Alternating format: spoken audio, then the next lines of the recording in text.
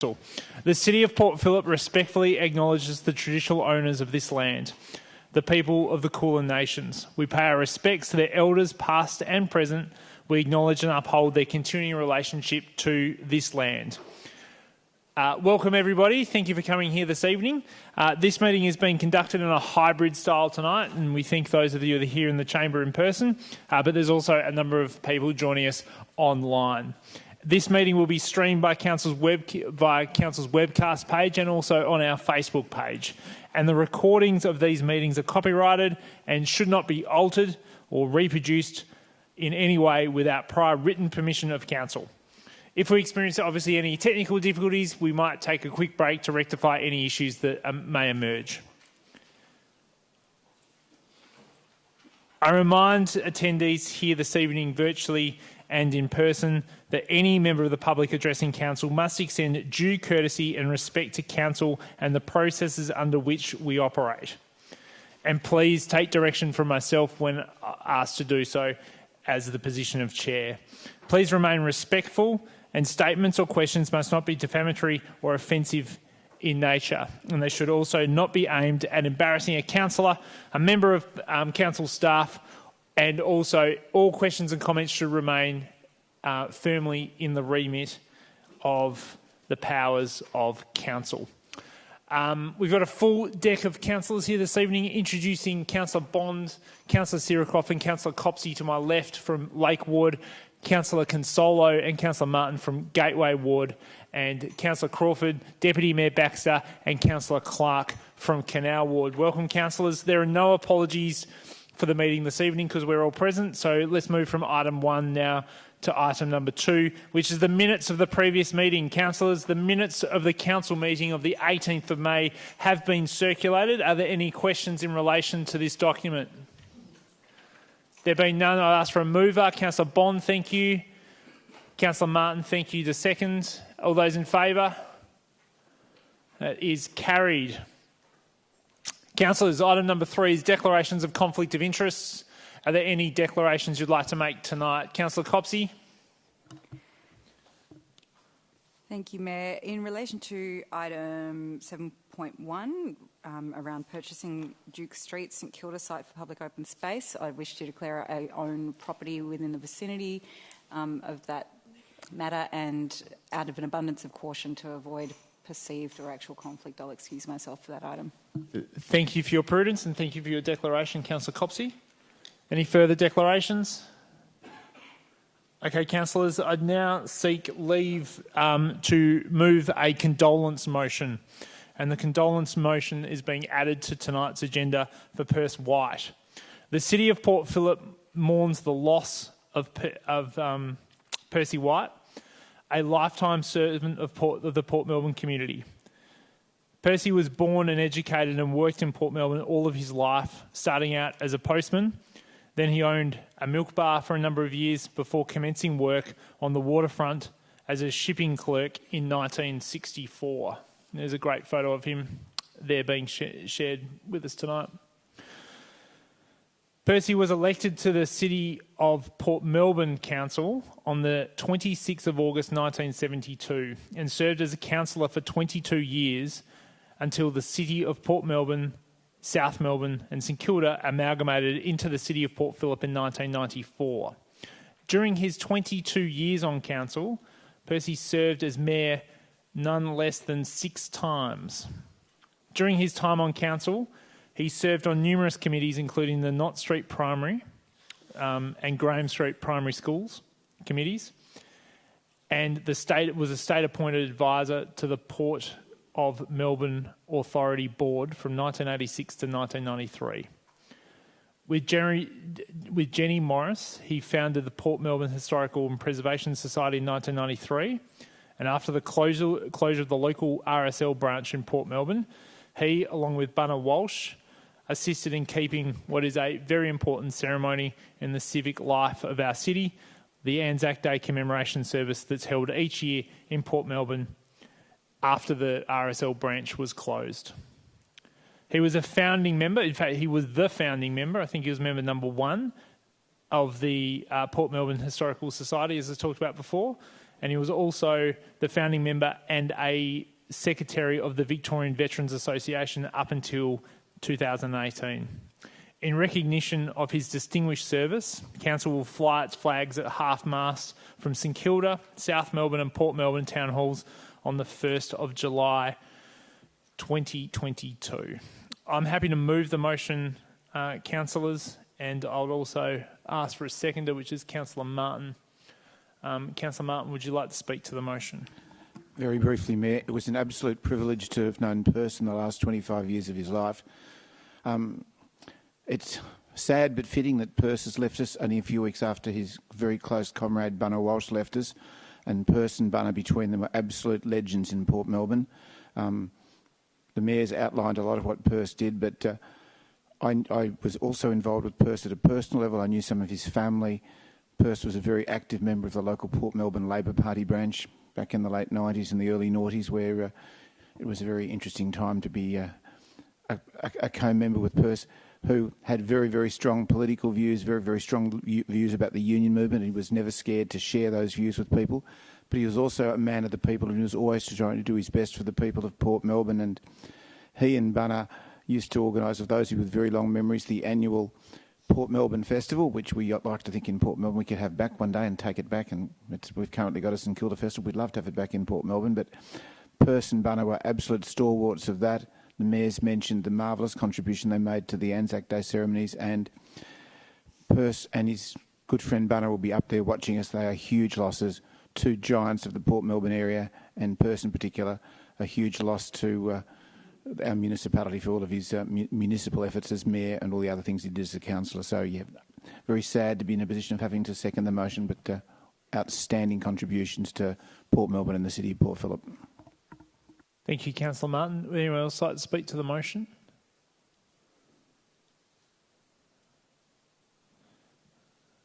All right, councillors. I'll now put that motion to you. All those in favour? That's carried unanimously. Councillors, let's now move to item number 4, which is public question time and submissions. We will now hear from the public who are making comments on report items that we're considering this evening, and statements will also be read out by our wonderful Head of Governance on behalf of members of the public who haven't been able to make it this evening, and some of those obviously have been summarised for the purposes of making sure everything meets council policy, etc. So let's go straight to it. I call upon Alex Darton, who's asking a public question. Alex, welcome. Just get you to state your name and your suburb would be great, and I'll start the 3 minutes when you do.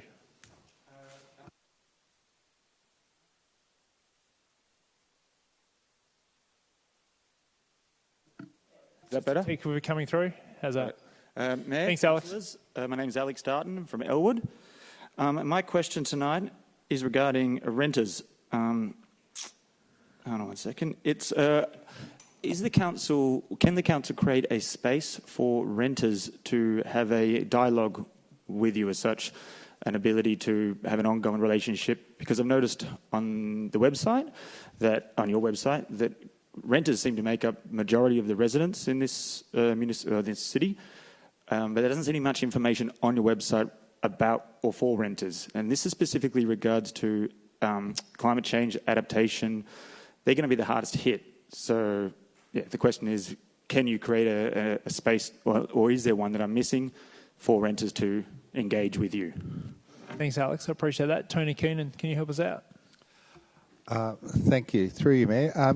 Yeah, look, I think I'd be very happy to meet with you and explore a little bit more, whether it was just solely on climate change or to issues to do with tenancy rights and so on. So if I could find out a little bit more about the scope of what you are, and then I could report back to council. There's no budget item for it, so we would have to do it within business as usual, but very happy to work with you and take something back to council for consideration. Yeah. Excellent. Thank you very much. No, thank you very much. I call upon Adrian Jackson, and this will be read out by our Head of Governance. Through you, Mayor, the submission from Adrian Jackson reads, "Well done, Council, for the cat ban from 9 p.m. to 6 a.m, which is a good start. However, as native animals and birds feed at first light, can the outdoor ban be extended to 9 a.m? Thank you. I'll ask colleague Bennett to help us with that question. Through you, Mayor, community consultation and benchmarking with other councils resulted in the 9 p.m. to 6 a.m. cat curfew, with 70% of community members supporting these times that participated in our surveys. These times are when most residents are home and are able to bring their cats inside at 9 p.m. and then let them out again in the morning. Extending the curfew to 9 a.m. would be or could be prohibitive to cat owners who leave their homes earlier, such as leaving for work. While a dusk to dawn curfew was considered, many owners would not have been home at these times, and it would have not been practical defining those times from a communications and an enforcement point of view. The 9 p.m. to 6 a.m. curfew is considered appropriate in balancing the protection of wildlife, minimising roaming cats and overbreeding, whilst being pragmatic for pet owners. These times are also in line with neighbouring council Bayside. Thank you very much. I now call upon Clive Dwyer from the Committee of Melbourne speaking to item 13.3. Thank you, Councillors. I just wanted to briefly... That's right. Just get a pop in the hot seat there and turn your microphone on. No, that's right. The people at home want to hear you as well. I was going to project, but... That's okay. No troubles. Very, very briefly, I just wanted to thank Just hit Council... the button. You got an orange light in front of you? A red and orange one? Yep, that's it. You're good. Let's go. Okay. Thank you. On behalf of the Committee for Melbourne, I wanted to thank Council for their continued support of the Committee for Melbourne, and in particular I wanted to thank Council officers for the very robust review that we did, both of the membership of the Committee for Melbourne and also the advocacy points. I mean, in particular, last week we had a fantastic forum on Fisherman's Bend that Councillors Andrew attended and officers. Our focus on advocacy points on Fisherman's Bend, on the recovery, economic recovery from COVID, future skills, housing affordability, etc., are all things that Greater Melbourne are focused on, and the power of the Committee for Melbourne is those 150 organisations independent of government who fight hard. So I wanted to thank all councillors for the work over the last 2 years on our Road to Recovery campaign and the optimism that we now share for future Melbourne as a collaborative group of proud Melburnians. Thank you. Thanks for coming this evening. We appreciate it. I now call upon Daniel Plater, the Acting CEO of the South East Council's Climate Change Alliance, speaking to item 13.3. Welcome. Thanks for coming. Great, thanks for your time tonight. Just get you to state your name and your suburb. Yeah, I'm Dan Plater from Mornington. Great. So SECA is an alliance of local councils working together to address climate change. And tonight I just want to be talking about the renewal of the membership with SECA.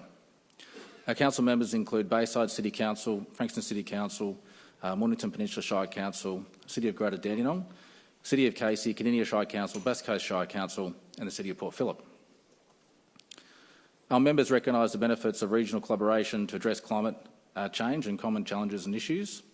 Addressing climate change is a significant priority for our members, recognising that climate change is truly a regional issue that doesn't stop at municipal boundaries. Through the collaboration that members of SECA enables, councils can undertake climate change projects that achieve economies of scale and are stronger because of the knowledge sharing and capacity building that collaboration supports. Over the past 12 months, some of our key projects have included completion of the Asset Vulnerability Assessment Project. This project concept was initiated by the City of Port Phillip and mapped regional impacts of climate change over council buildings, local roads and drainage. The project included undertaking a number of case studies to explore the business case for adaptation options, and one of these case studies was focused on the Elwood foreshore.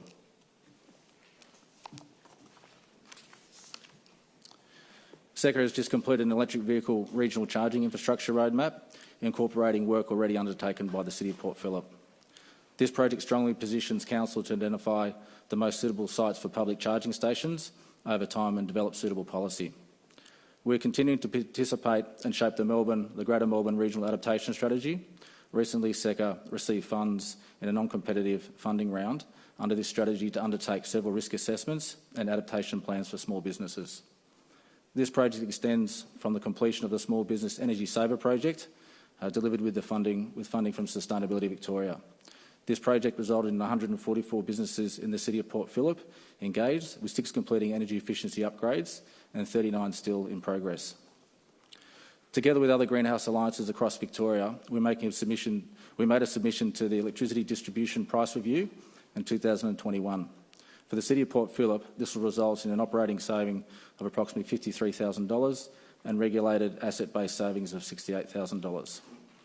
The establishment of the SECA Council Advisory Group, or CAG, enables councillors from our membership to contribute to our strategic direction, and I'd like to thank and acknowledge Councillor Catherine Copsey for your continued involvement and contribution. The CAG contributed to the SECA Strategic Plan, 21-24, and part of this plan includes a strong focus on advocacy in the lead up to the state election. The CAG is playing a critical role in supporting the plan by meeting with elected representatives and candidates. The plan advocates for stronger science-based targets to limit warming to 1.5 degrees by achieving net zero emissions by 2040. The plan Daniel, just get you to come to the end if you could, please. Yep, sure. The plan also asks for significant policy reform and funding across transport planning, the built form and adaptation. The advocacy plan will be launched in early August, and I welcome all of you here to attend. As part of the SECA business plan delivery for 22-23, further projects underway include undertaking a regional-wide community climate impact and vulnerability assessment funded by the Minderoo Foundation with $1 million over 2 years, a carbon sink study to investigate local and regional opportunities for council involvement in carbon drawdown, and supporting electrification of council assets through case studies and collaboration. Thanks, Daniel. If you can come to the end. No worries. Thanks. Cheers, thank you. I call upon Steve Cooper, also speaking to item 13.3. Steve, welcome, and you're joining us from the Victorian Local Government Association. Thanks, Mr Mayor. If you could just get your state your name and suburb, that'd be great. Sure. I'm Steve Cooper, Chief of Staff at the Victorian Local Government Association, and our registered office is in Richmond. Mr Mayor, can I also add our board member, Councillor Grace Lavella, was going to log in. I think she was having a few technical issues, so Grace may not be with us, but fully intended to. And for anyone that's interested, our board elections did close tonight, and Grace was actually successful in being re-elected, so it's a pity she's not here to enjoy the moment. Can I quickly thank you for the opportunity of presenting tonight? I won't regurgitate what's in the submission. I'm sure you've read that. I did want to make the point, though, that VLGA does value the membership of Port Phillip Council, values the relationships that we have with councillors and officers, and believes that that's the advantage of not only yourself but the wider sector at a time when good governance is absolutely critical. Our remit is absolutely and squarely focused towards good governance through the online resources, training, advocacy programs and direct support to councillors and officers that we provide, as set out in our value proposition. And Mr Mayor, happy to field any questions. There being none, thank you very much for coming to see us this evening. We appreciate it. Thanks, councillors. Thanks. No problem at all. Welcome back, Catherine Wilson, speaking to item 7.1, which is the petition to purchase a site, Duke Street, in St Kilda for public open space. I don't think, yeah. Thanks for coming in again. We appreciate it. Good evening again, Mayor and Councillors. That's all right. Just get to state your name and suburb again. That would be good. Catherine Wilson. I'm in St Kilda. I'm in the Balaclava, St Kilda area. I have read the officer's report to this item, and firstly, I would like it noted that there are actually 179 signatories to the petition, not 93, as the officer report says. Thank you. And I thank everyone who signed it. I also note that the officer's report says that in November last year, Council decided not to purchase Duke Street, 12 to 14 Duke Street. However, this was prior to Council adopting the Public Places Strategy Plan at its 8 December meeting last year. Also, it says that 43 Packington Street, which abuts the current reserve, might be available in 2030 to 32, and the purchase is only optional. So, in reality, it may never happen. Furthermore, the site at 43 Packington Street, which has a public acquisition overlay on it, will need a lot of work to make it into part of the reserve. The house will need to be demolished and the site prepared, and this will take quite an amount of time. Whilst this is happening, potentially the Packington Street Reserve will be unavailable for a considerable period of time. By contrast, the site at 12 to 14 Duke Street is 0.17 hectares, which is more than double the size of the current Packington Street Reserve, which is only 0.08 hectares, and 43 Packington Street will only add 0.03 hectares to the reserve. It should be noted that Duke Street is in the area designated B1 in the Public Places Strategy Plan, which is considered a high priority for more open space. The Duke Street site is clean, level and free of any structures, and it is in an excellent location due to its proximity to the library, to the Carlisle Street shops, etc. It also has another advantage in that it has several very large Old Canary Island date palms, which will add to the amenity and the aesthetics of the site. And most importantly, unlike 43 Packington Street, Duke Street is available right now. Also, perhaps in the future, through some imagination and planning, Duke Street and Packington Thanks, Catherine. Street Get you to come to the end if you could, please. Finally, with so few potential sites for public open space in Balaclava/St Kilda, and in particular in the area designated B1, I'm asking Council to reconsider purchasing 12 to 14 Duke Street before it is gone. Thank you. No, thank you for coming again. We appreciate it. I call upon Jack Halliday, speaking on item 11.1, and Jack's representing the Balaclava Environment, Streets and Trees. No, sorry, Mr Mayor, I'm representing Pecan. Oh, are you? Yep. My apologies. Oh, sorry, Jack. Pardon me. I've got you down for 2, so I got the wrong one. Do you want to do? I'll speak first on item 7.1, if that's okay. No troubles at all. Just state your name and suburb for me. Jack Halliday from Balaclava. Go ahead. Mr Mayor, councillors and officers. Pecan's made frequent representations to council over the last couple of years trying to get some progress in providing more open space in the most disadvantaged part of the city. The officers' report on this item is quite disappointing.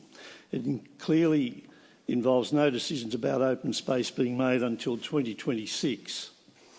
The short-term trials are proposed to run until 2025, so no decisions can be made about them for another 3 years. In the meantime, Council will work on creating a land acquisition and road discontinuance strategy, which is expected to be completed in 25-26. The officers' report says this project will provide a policy position and guidance, and once developed, Council will be easily able to identify strategic land purchases. It goes on to say that in the meantime, Council will continue to consider opportunities as they arise, but procurement won't begin until after the new policy is complete. Seems to be a contradiction there. As stated yesterday, we see the Duke Street property representing a strategic acquisition which could be secured ahead of the library redevelopment, enabling the creation of a community hub linking the library into an attractive green civic precinct. The overlay on the Packington Street property has been in place for 12 years, may be still there in another 12 years. Even if both Packington Street and Duke Street became green public space, it still would not remotely compensate for the current inequitable situation. If Duke Street is purchased for apartments, it adds to local density and forgoes the opportunity of a green civic precinct. But if Duke Street and Packington Street did become green open space, we think it would shift the whole dynamic of this area. No good reasons as to Duke Street's unsuitability have ever been provided. There is somewhere between 40 and 50 million in open space reserves, and it's hard to avoid the conclusion that this part of the municipality can be readily discounted. We think it appropriate that this purchase should be re-examined, especially in the context of the library's redevelopment. Thank you. Thanks very much, Jack. Jack won't stay there. So that was for item 7.1. And would you like to now speak to item 11.1? Thank you, Mayor. My pleasure. Still Jack Halliday in Balaclava. Australia is a laggard in respect of building standards. We still build houses with heat-absorbing roofs, leaking doors and windows, no underfloor insulation, etc. Long ago, Europe and North America mandated more efficient building standards, and as a country, we are very wasteful with our energy use. The project, which Port Phillip is a partner in, is intended to bring higher standards to new residential and commercial buildings in Victoria. The amendment being considered tonight covers 7 key areas: operational energy, relating to new energy efficiency measures and reduced carbon emissions; embodied carbon, for example, by using materials which have a recycled content of which offsets have been purchased; sustainable transport, encouraging electric vehicles and bicycles; integrated water management, you all know about that; green infrastructure, encouraging the retention and new planting of trees and understory vegetation; climate resilience, designing buildings which can better cope with the hotter summers we'll increasingly be dealing with; and waste and resource recovery, aiming at the reduction in waste created and the reuse of waste materials wherever possible. These 7 new standards encompass both mitigation and adaptation processes, and their beneficiaries will be the whole community as well as the property owners. It's important to understand that these measures are not being mandated in the planning amendment. Of the 38 new standards proposed in the amendment, all but a handful are prefaced by the word should. There's been controversy in local media suggesting that this amendment will ban the connection of gas to new residences. The standard in question, A4, reads as follows: all new developments should be designed to avoid consumption of natural gas and other on-site fossil fuels. Stage 2 of the project will include financial analysis of adoption of the proposed standards, the integration of the new standards into the partner council's planning schemes, and importantly, a community engagement process to be led by CASB. Port Phillip has a long history of collaboration with other councils in the development of ESD tools, and as the officer's report outlines in paragraph 4.6, the adoption of these tools has resulted in a reduction of 60% less carbon emissions in new developments over the last 5 years in Port Phillip, as well as an additional 2.3 megawatts of solar installations and 5 megalitres of water captured in rainwater tanks. PCAN strongly supports Council's involvement in Stage 2 of the project. Multiple benefits will flow from the adoption of these standards, and we look forward to their eventual inclusion in the Port Phillip planning scheme. Thank you. Thank you. I call upon Helen Halliday speaking to item 7.1.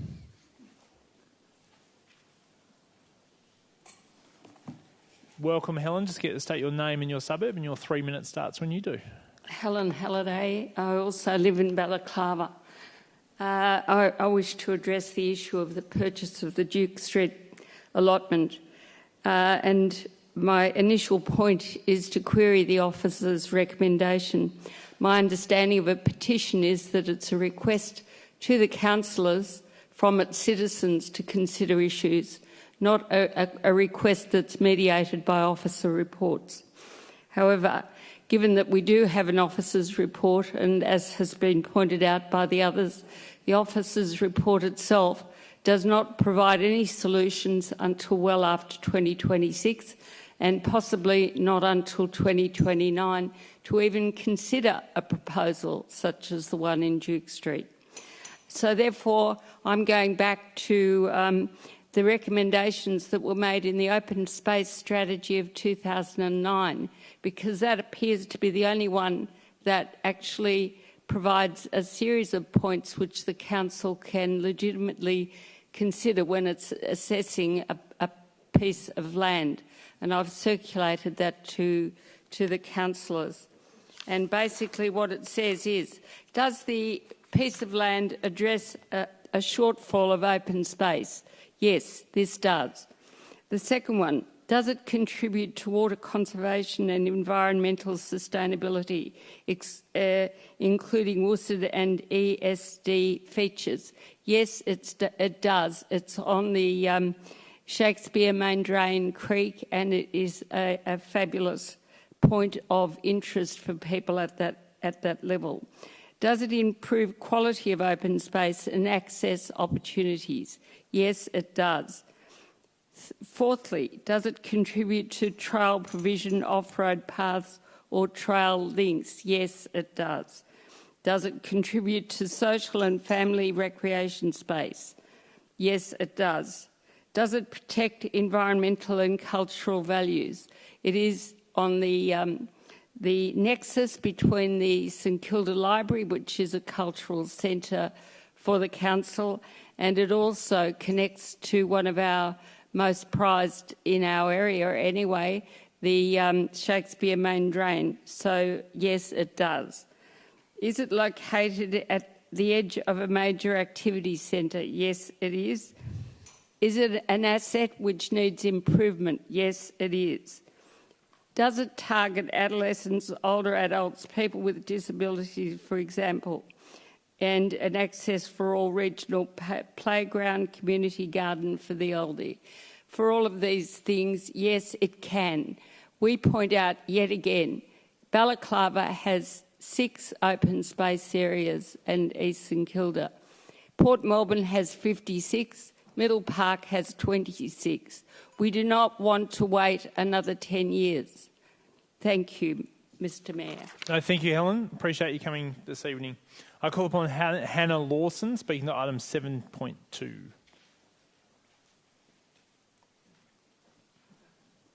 Hannah, welcome. Just get to state your name and your suburb, and please go ahead. Can you hear me? Yep. Loud and Hannah clear. Lawson, Middle Park. Just give me one sec.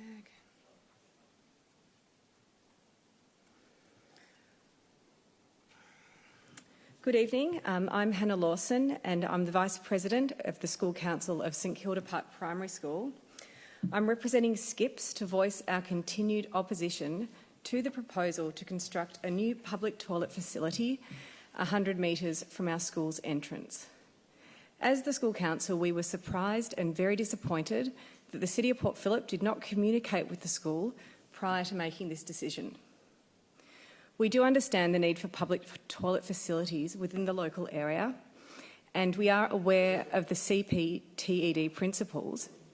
We are sure that Council will follow these and aim to design the safest possible toilet. But we need to be clear that the current community safety crisis on parts of Fitzroy Street, which includes high levels of open drug use and dealing and violent, threatening behaviours, is far from normal and cannot be compared to other locations within the City of Port Phillip. The Council have reported ongoing challenges with cleaning up human waste. The areas identified are not in the vicinity of the proposed block near the school, but still closer to previously identified locations near Jackson Street. We question if this location in Jackson Street could be revisited, as the additional cleaning, as identified by Council, is still needed in this area. Council-run toilets nearby, in the Coles car park in Balaclava, Shakespeare Grove and on the slopes, regularly attract antisocial behaviours and are not cleaned and serviced regularly enough to provide a safe facility for the community. Recently, a child from Skips stepped on a syringe outside a City of Port Phillip toilet and suffered a needle injury through their footwear. The child is still undergoing regular blood tests months later, which is increasingly traumatic, to screen for possible infections. We have real concerns about the potential for such a facility to pose a threat to the health and safety of the vulnerable 343 students aged 4 to 12 who attend our school, our parents, our carers and others within our local community. If there is no safe or suitable location for Council to build these toilets on the street at this present time, then perhaps the best solution is option 2, to stop the project. There's a couple of other community members that couldn't make it but have registered and have sent me their scripts. Would you like me to stay here now or wait till they're called? What we would usually do is, if they've registered to speak, we will have those statements and we can read them out. So, but we wouldn't. Have we got any more that have registered? No. So I can only get you to speak for yourself. I understand that others have provided you statements, but they need to register, and we would have been able to read those out. What I would also say is that councillors have received a fairly large amount of correspondence on this, and I imagine a number of those people have probably corresponded with us directly. Yes.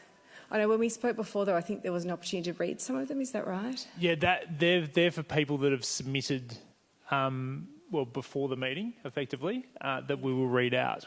Oh. But that's right. Just give me a moment.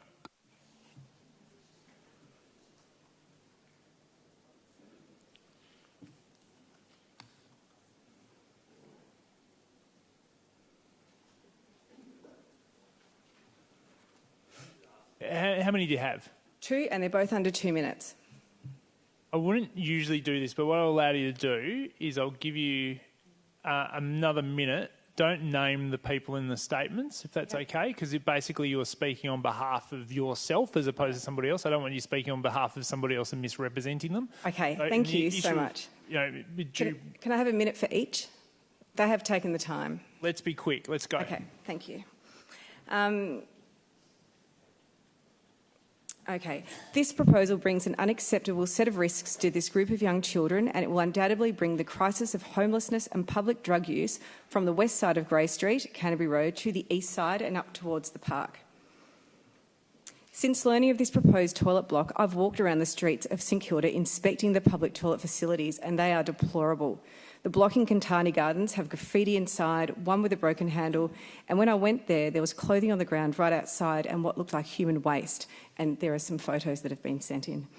There's another set of toilets inside the park behind St Kilda Hockey Club, which is not council run. However, there are needle caps beside it, and there's no reason why this wouldn't be included at the location near the school. I'm a current parent of a student at Skips. Even though we won't be at the school for that much longer, we treasure the community and we will be part of it. We will continue to live nearby. We're increasingly concerned that the state of Fitzroy Street, the safety of locals and the viability of business along that stretch. It's on the precipice, and the key decisions made now will either contribute to its revitalisation or ruin. I urge you to think critically, be realistic and be part of the solution instead of creating another problem and erecting what could be the final nail in the coffin of the danger zone that Fitzroy Street is becoming. And then I'll read the second one. Quickly, 45 seconds. Yep. Firstly, there is a long history of City Port Phillip public toilets being built and then closed or demolished due to public safety concerns. Inviting these safety issues to the front of a primary school is unwise, with potentially legal ramifications, especially as the feasibility studies have not included a formal risk assessment. While CPTED principles are admirable, the peer-reviewed evidence on their success, particularly on reduction of drug use and associated harm in public toilets, is mixed at best. Any toilets built at the entrance to the park and school would be unfriendly, unsightly and unsafe, and will likely suffer the same fate as previously closed or removed facilities. Thank you. No, thank you, and thank you for the service to your local community and your school. So thank you for coming this evening. I call upon Alex McCall, speaking to also item 7.2. Alex, welcome. Thanks for joining us this evening. Just get you to state your name and your suburb, please.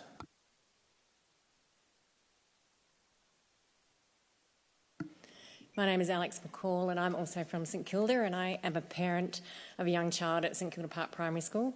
And I'm here also to add my voice to the petition against the proposed toilets outside St Kilda Park Primary School on Fitzroy Street.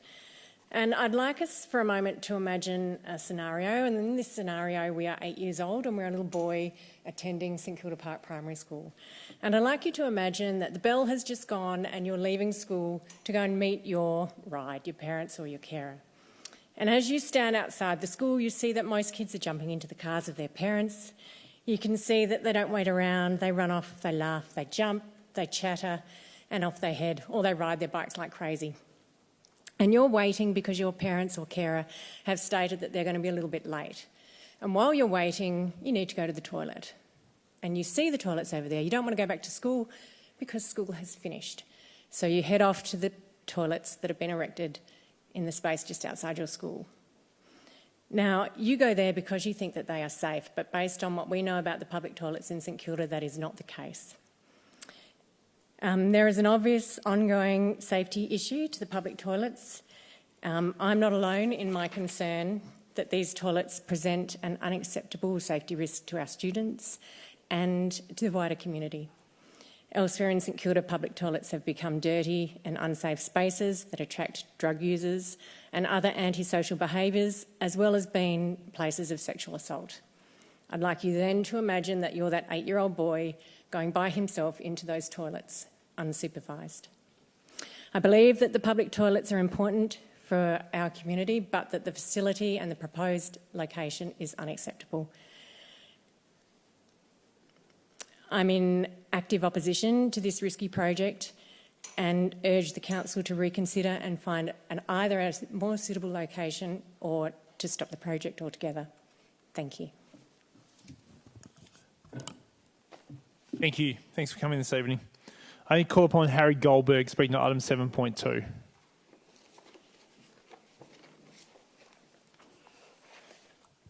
Thanks for joining us tonight, Harry. Just get you to state your name and your suburb, please.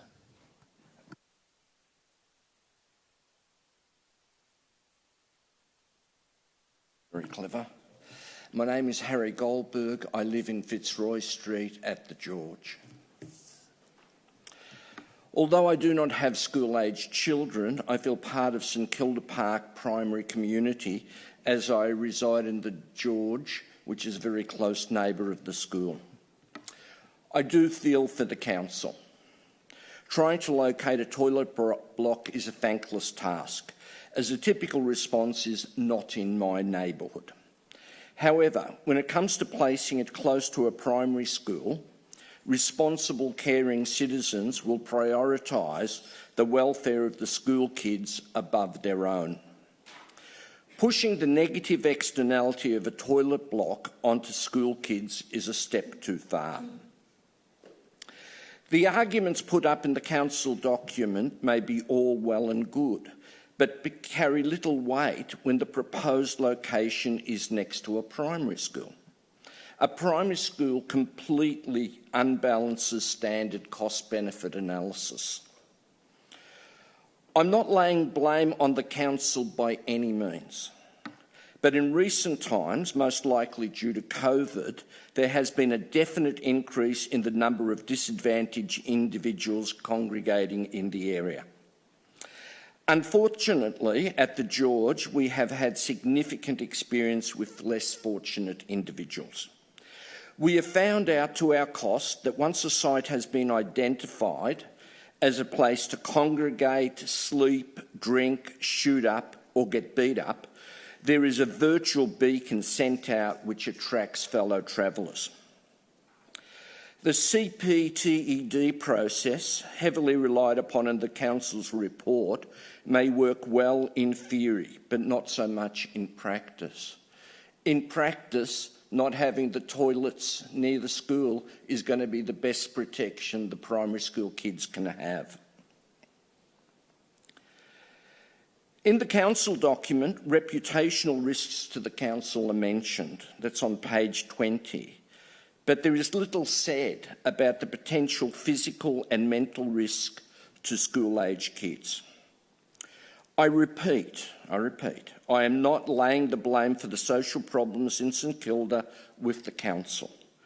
Rather, I am praising the council on what they have done to date and encouraging them to do more and not exacerbate the problem with the toilets down by the schoolyard. In conclusion, to be brutally frank, it is perplexing when looking at the vast expanse of parkland to try to rationalise why, of all places, the toilet block needs to be so close to the school. Thanks, Harry. Get you to come to the end, if I may. Just get you to come to the end. Please just... It is so self-evident that it is the wrong spot. I find it surreal and almost unnecessary that we must be here pointing this out. For the kids' sake, it must be option 2. Thanks, Harry. I appreciate you coming here this evening. I call upon Rebecca Benson, speaking at item 7.2. Rebecca, thanks for coming and welcome. Rebecca Benson, St Kilda. I don't think I'll be as articulate as Hannah, but I'll give it a go. So my two boys attend St Kilda Park Primary School. So this is regarding the proposed public toilets. We're not opposed to the toilets in the area, but we are strongly opposed to the location 100 metres from the entry of our school. I know we've collected several hundred signatures opposing the location from members of our community, the community in the surrounding areas, the retailers and shop people. So we are concerned for the safety of our students, families, carers, staff and visitors. We're concerned this will become another location for displaced members and antisocial behaviour. These members already congregate around the supermarket on Fitzroy Street, the Supertram stop, the post office, which are all in the nearby vicinity, of which many school children and their younger siblings walk past to and from school each day. It will also impede the parkland view from the cafes and restaurants opposite side of the proposed location. Concerned that the toilets will also become dirty and unusable by the general public, like most other public toilets in the Port Phillip area. We ask that Council reconsider the location, consult with the community that will be directly impacted, including our school, the St Kilda Park Primary, by the toilet location, or stop the project altogether. Thank you. Thanks for coming this evening, Rebecca. I now call upon Frederick Chikow. Welcome. Welcome. Just get you state your name and your suburb, please.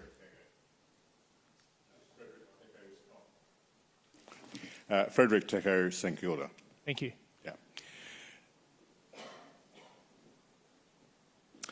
Okay, look, go ahead. I guess a great many people in my building and around directly opposite the public school there are really quite disturbed about what's being planned and think that it's quite inappropriate to put the public toilet so close to the school. And the other aspect is too, it's likely to increase all the homeless people in that area and further complete the degradation of Fitzroy Street. It's hard to believe it's been considered, really. So that's sort of fairly much just what I wanted to say. Thank you for coming. We appreciate it. Now call upon Darren Robinson speaking to item 7.2.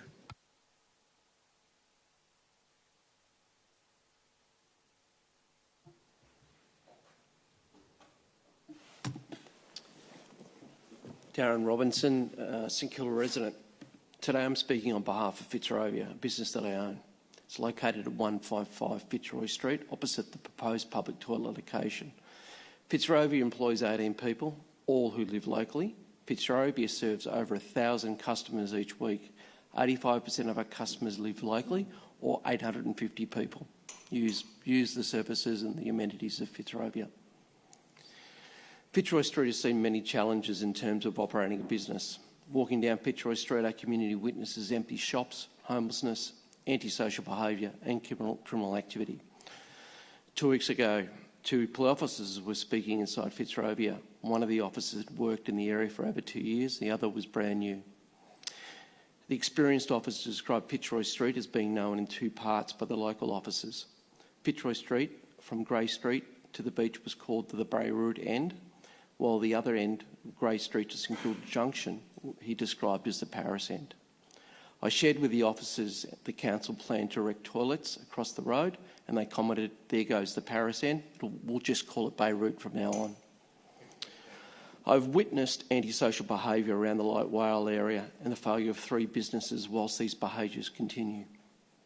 I've spoken to a trader at the lower end of Fitzroy Street who had a knife assault last month. I've witnessed a lady living in the toilet block in Middle Park on Beach Road for the last 2 years. By building the toilet block opposite my business, my staff, my customers will be adversely affected. I've been asked by Robin Reach, who operates Whiting's, to express her opposition to the toilet block. Robin, unfortunately, was rushed to hospital today and she's not able to be today, but she reached out to me knowing that I'd be speaking and she wished to also express that. And regardless, I've read the submission, regardless of what the submission says, you will not prevent antisocial behaviour through design principles. These behaviours have failed in Middle Park. They will fail across from where my business operates. We have bigger issues to address. A toilet block will not revitalise Fitzroy Street. Thank you. Thanks, Darren. Appreciate you coming here this evening. I'll call upon Peter Murata speaking to item 11.1. Peter, welcome back. Thanks for coming. Thanks, Mayor. Thanks, Councillor. Did you bring your glasses this time? You did. Thank you. Yeah, thanks, Mayor. Thanks, councillors. And yes, my name's Peter Moraitis and I live in St Kilda. And I want to reiterate what Jack Halliday said about agenda item 11.1. The Port Phillip Emergency Climate Action Network, PCAN, strongly supports the Council Officer's recommendation that Council endorses Council participation in Stage 2 of the Elevated Environmentally Sustainable Development Targets project. The project anticipates elements of and contributes to the implementation of the Port Phillip Council's Climate Emergency Plan. The implementation of the project will be another local government initiative toward mitigating climate breakdown through reducing fossil fuel use in homes, industry and transport. It will also contribute to reducing some of the impacts of climate breakdown, such as city heating and flooding. These are all critical objectives of a council climate emergency plan. It is also worth mentioning that Victoria uses more gas than any other state in Australia, and that the 31 council collaborative project is in keeping with the goals of creating a gas-free Victoria that environmental groups across Victoria are working towards. It is also in keeping with the Victorian Government's state gas substitution roadmap that is currently being developed. By reducing demand for fossil fuels, the implementation of the project will also contribute to replacing a fossil fuel-based energy system with renewables. We think it's terrific that Council is a key participant in this project, and we recommend Council further communicates and engages with the Port Phillip community about this important project. Thank you, Mayor. No, thank you for coming this evening. I call upon Grace Lavella speaking to item 13.3. Good evening, Mayor Pearl and councillors. Grace Lavella, Central Goldfields Shire Council, and also I represent rural Victoria on the VLGA. And thank you for joining us this evening. We appreciate it. My pleasure indeed, and thank you for having us on. Good governance is absolutely critical, in particular since the Local Government Act 2020.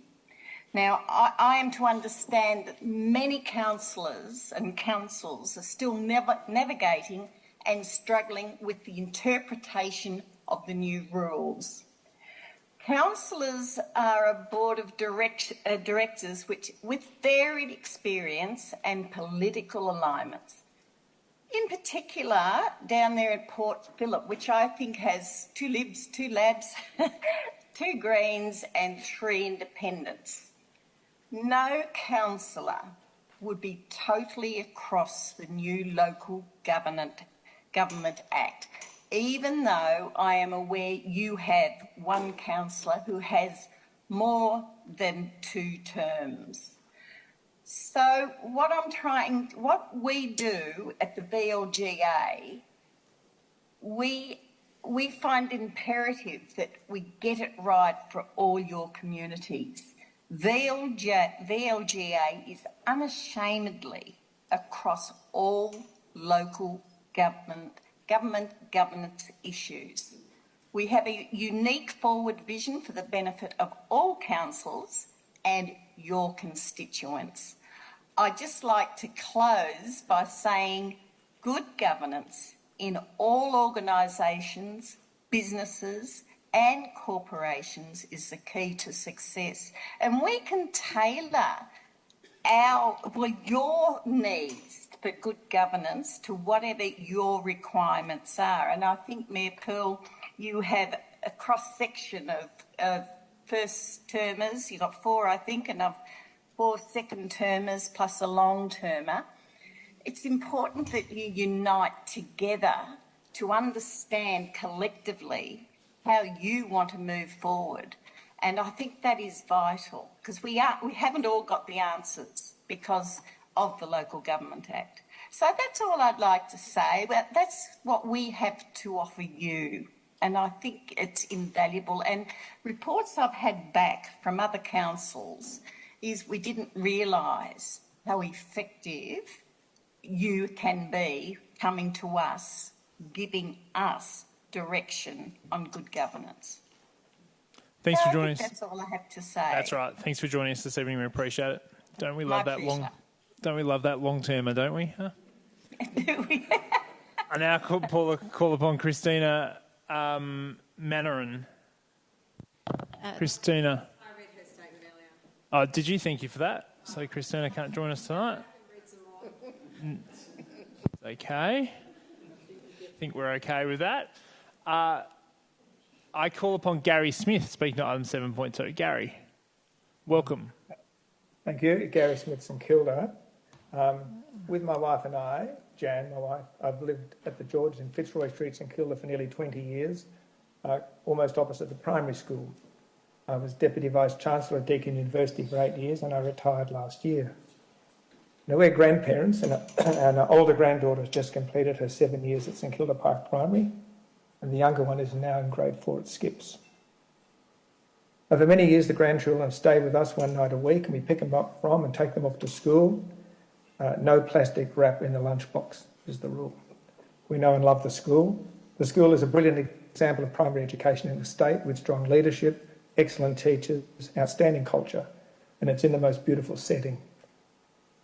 Now, for me, the most shocking thing in this toilet construction plan is the complete absence of a comprehensive analysis of the risks potentially created by its impact on 340 students of the school aged 4 to 12, arriving and leaving the school from early morning to late in darkened afternoons of winter like today after childcare or extracurricular activities.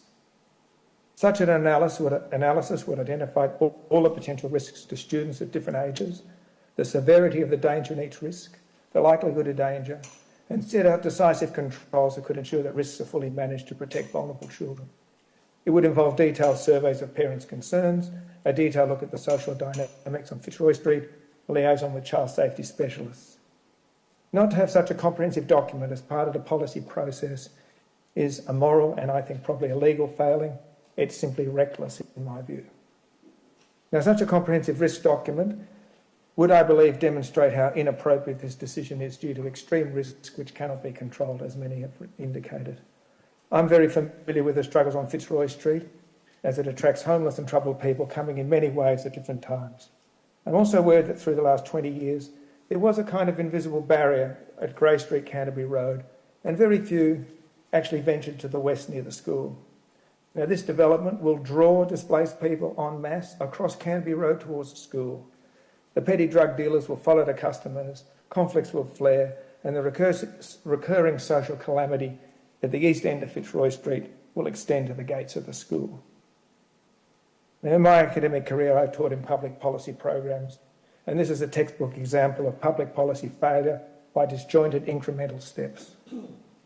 And I think, in my view, the matter needs decisive leadership by Mayor and councillors tonight, or whenever the right time is, to vote unanimously for option 2 and put an end to what's been a tortured public policy process or private policy process, one which only promises to deliver a dangerous and unacceptable outcome. Thank you. Thanks for joining us tonight, Gary. I now call upon James Lawson, speaking to item 7.2. James, welcome. Thank you, Mayor. James Lawson from Middle Park. As a local resident and a parent of a child at St Kilda Park Primary School, I was first made aware of this project when a small sign was erected in the parkland. I understand that the reason given for not undertaking community consultation was that there was no other location available. I agree that there is a need for additional public toilet facilities on Fitzroy Street. There are many people who are important constituents of the local community who access vital services in the area, who are in need of accessible, safe toilets. However, I do not believe that there is no other location that could be considered. If the toilets are to be built on green space, then why not on the corner of Fitzroy Street and Lakeside Drive? This would be close to a tram stop, a pedestrian crossing, the cricket ground, and those travelling up or down Princess Street. Alternatively, why not spend the money on supporting existing local businesses to improve the accessibility of existing facilities for their patrons and to ensure event organisers install the appropriate number of temporary facilities for festival attendees? This could include temporary facilities along the main pedestrian routes for those leaving events late at night. While there may be a number of reasons why these two options cannot be ultimately implemented, I believe both have merit for further consideration. I do not agree with the position of Council that there is no other location or option available. I urge Council to reconsider this plan and to request that the authors come up with some genuine alternative options. Thank you. Thanks, James. I now call upon Rosemary Lucchini, speaking to item 7.2. Rosemary, can you hear us? Hi, yes, I can. Can you hear me? Loud and clear. Thanks for joining us. Oh, awesome. Okay, hopefully I won't yell. Thank you very much, Mayor and councillors, for the opportunity to speak. It is my first time at a council meeting and first time to speak, but this is how moved I am. Lovely to have you here. If I just get you to state your name and your suburb, that'd be great.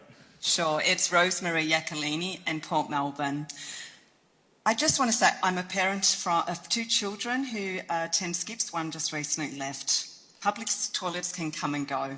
They're a structure in a building that is easily replaceable, but brilliant schools cannot. And I hope that for any councillor here who has a school in their ward, that you must be extremely proud of this school. We were very, very lucky to move to skips. My son's reading level went from a 4 to a 15 in 6 months. And he's thriving now in his first year of high school. We are so proud of him and how confident he is. This is how amazing and dedicated the school staff and community are here. I cannot talk highly enough of them. The school is committed to our children's well-being, and I hope, really, really hope that council is the same. We live in inner city, so my kids are literally confronted every single day with the very significant issues of mental health, homelessness, substance abuse and domestic violence. They see it. It is their reality every time they step out of our door side. We ride every day. We go along the beach road and we see people living in public toilets. This is what they're exposed to every day. If we want to address the issues of drugs, substance use, homelessness, inadequate housing, mental health, other high-risk behaviours, it's not by building a public toilet next to a school. It's by addressing these issues in whatever way we can. They don't go away because we built a public toilet in a public area, and this public area is frequented by children. It's children and families, and if you go there any time, you will see them. They don't rush off and run away. They play football, they hang out. It is their beautiful space. Please don't take it away from them. Don't make it our children's responsibility or the school staff to have to oversee and monitor to try and discourage or prevent these sorts of behaviours. Please don't use our kids as a social experiment whereby council hopes that by young children milling around the area might prevent people from shooting up, abusing alcohol, using the toilet for shelter or for sex. Our children, whether they attend the school or not, should have spaces where they feel safe, they feel free, they can have fun, they can kick a football, they can run around. They don't have to run away and rush away home because they're scared. They don't have to worry about people loitering around their school grounds. My kids' safety and well-being is worth more than some car spaces. So if we have to lose some car spaces to make room for a toilet, please, so let it be. They need to go where they're needed. If we're trying to build toilets for the patrons of Fitzroy Street, cafes, bars, restaurants, for the party, for the festival goers, for those who attend the events, then have those toilets where they're frequenting. There should be no reason to encourage the general public to come to a school location and away from where the people Thanks, Rosemary. Get you come to the end, please. Okay, our kids have a right to live in a community, to go to and from school safely without risk of harm, exposure to negative experiences and their well-being. So that should be the priority, not the toilet block. Thank you. My sister was, okay. I call upon Amanda Locasio joining us. Okay, thank you. I call upon Rory O'Connor, speaking to item 7.2. Thank you, Mr Mayor. Can you hear me? Loud and clear, Rory. Thanks for joining us. Excellent. My name's Rory O'Connor. I'm a long-time St Kilda resident, and I've had a long relationship with Skips. 3 of my children have attended there over a period of now 18 years. I've got an 8-year-old in grade 2 at the moment. I'm also a planning lawyer, so I've heard the submissions of others dealing with the sort of the safety and amenity issues. I'm going to focus more on the planning issues. But first I want to just address something that I found alarming in the officer's report, which was noting that the council... I sound really nervous. Sorry. Yeah, what? Someone's talking over the top of me. Is it just me or...? That's okay. Just keep going. Just keep going. Sorry. Yep, we can hear you loud and clear. There's mention in the officer's report the council's been trying to find a suitable site for over 14 years in 18 different locations, and there's some discussion around some of those locations. And it goes on to note that local traders say that we need facilities, but none want them in proximity to their establishment. Now, you've got a petition in front of you with 1,320 signatures, and you've got 20 people speaking to you tonight about not wanting it in front of our establishment, being Skips. Now, does council prefer the single trader and their preferences and their views, or does it prefer its broader community and the strong voice that you're hearing today? Now, I just want to talk very briefly, I know I've only got 3 minutes, to the council's own planning scheme. This land is in a public park and rec zone, and I know that Parks Vic are the public land manager, but what the public park and rec zone control says and the schedule says is that development needs to be in accordance. It must comply with the master plan, the Albert Park Master Plan, which is an incorporated document in your own planning scheme. Now, if you have a look at what the master plan is a 1994 Hassel Group document. It hasn't been updated, or a new document hasn't been incorporated into the scheme, albeit that I understand that a new document prepared by Hansons has been prepared.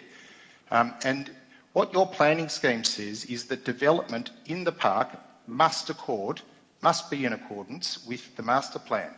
Now, the master plan, I'm not sure whether I have a screen sharing facility here, but I could do it if you want me to. Is there a possibility to do that, Mr. Mayor? No. If you just keep going, that would be great. We don't have the capacity to you don't have the capacity to do that. So the master plan, which is an incorporated document, at page 92 identifies the area around what's called Village Green Precinct.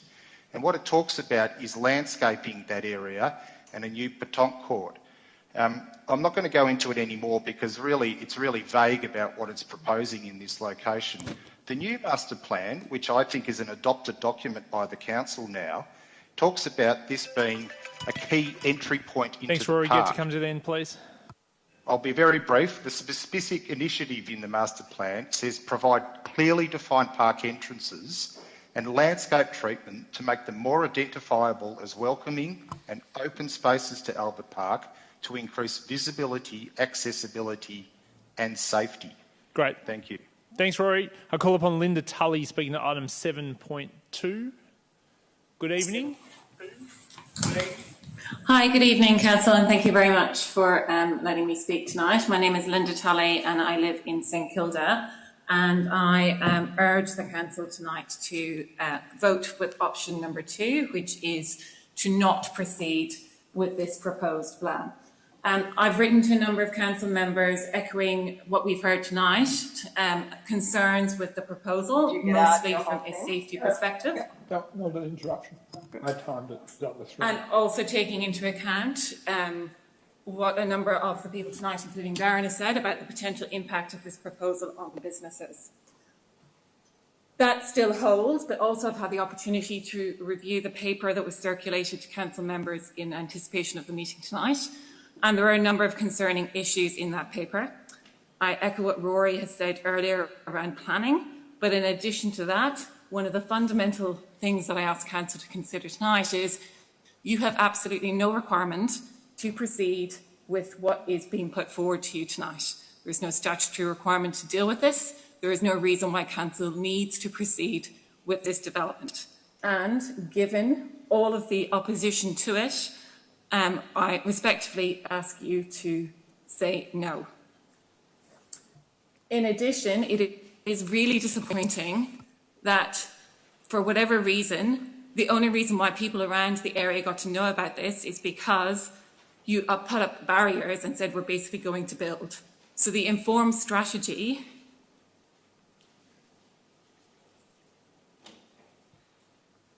Did we mute the wrong person? Has he just dropped out? Still online or just dropped out?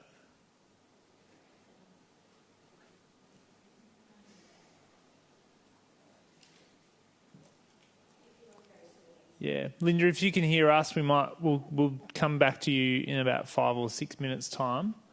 We'll try and get you back online. If you're watching this in delay, just feel free to use the link and come back online. I now call upon Corinne Ryan, speaking to item 7.2. She was another one that I was going to read about. So. Perfect. Okay, let's go to Sean Cummings, speaking to item 7.2. I thought I'd have a look at you. How are we going? Take your time. No, Sean? Is he online? Not online? Okay. And should we go back to Linda, or is that not online either?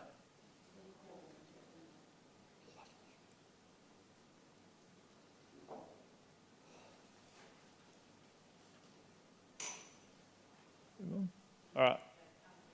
Okay, we'll move on. Councillors, that concludes that part of our agenda, which is item number 4. Councillors, item number 5, councillor question time. Councillor Sirikoff. Thank you, Mayor. Pleasure. What's your question? Here's a doozy. Can Council please give an update on the trial, of the closure of the crossover on Kerford Road where it intersects Herbert Street and Montague Street? Where are we up to with that trial and that section of road being reopened? Thank you, Councillor Sirikoff. Welcome, Brian T. Thank you, Mayor, and through you, Mayor. Councillors may recall that there has been a trial closure of that intersection, of the median intersection of Kerford Road between Montague and Herbert Streets, and that subsequently on the 1st of December 2021, Council decided in relation to that trial to request that the Department of Transport, as part of its pop-up lane program proposal, reinstates right-hand turn movements from Kerford Road into Montague and Herbert and install traffic calming measures along Kerford Road, such as the reduced street speed limits. Subsequently, councillors may recall that that pop-up lane for Kerford Road, the state decided not to proceed with that pop-up lane proposal. The council resolution of 1 December 2022 requested that council officers return to council for further direction should the Department of Transport not proceed with reinstating the right-hand turn movements from Kerford Road across the median. So that being the case, the pop-up bike lane not proceeding, councillors are preparing a briefing for council in terms of options, in terms of what we do at that intersection, and that briefing should be with councillors in August. Thanks, Brian T. Councillor Sirikoff, would you like to make a follow-up? Yes, thank you. No problem. When does can you please remind me when that crossover is reopened or when that trial is complete? So the trial was completed. We went and council then agreed to continue with the closure subject to the pop-up bike lane reinstating a turning movement there, and failing that, we'll come back to you. Councillor Sirikoff. Thank you. Thank you for the question. Councillor Copsey.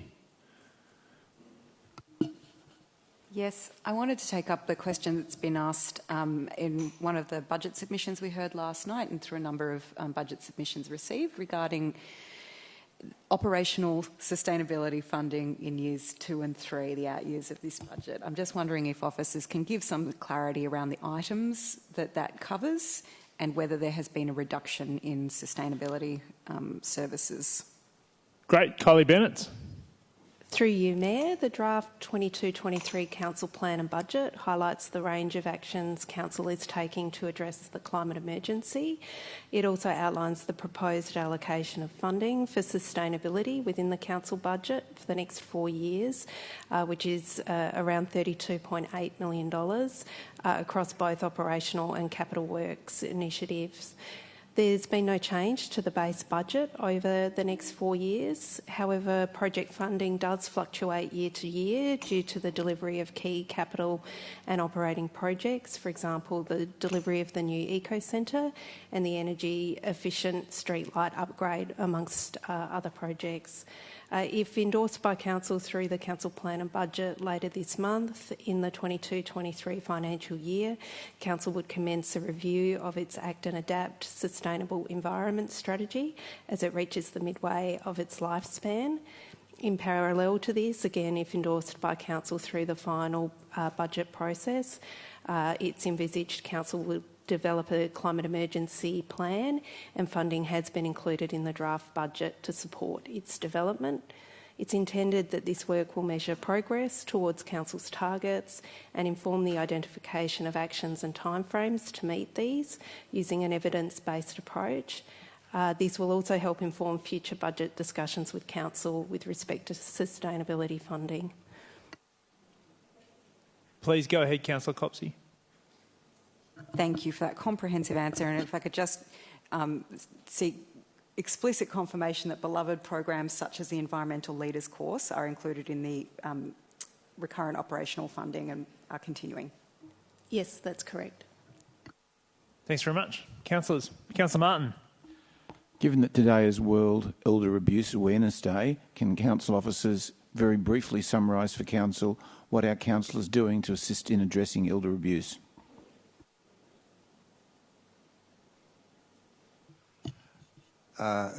Tony Keenan.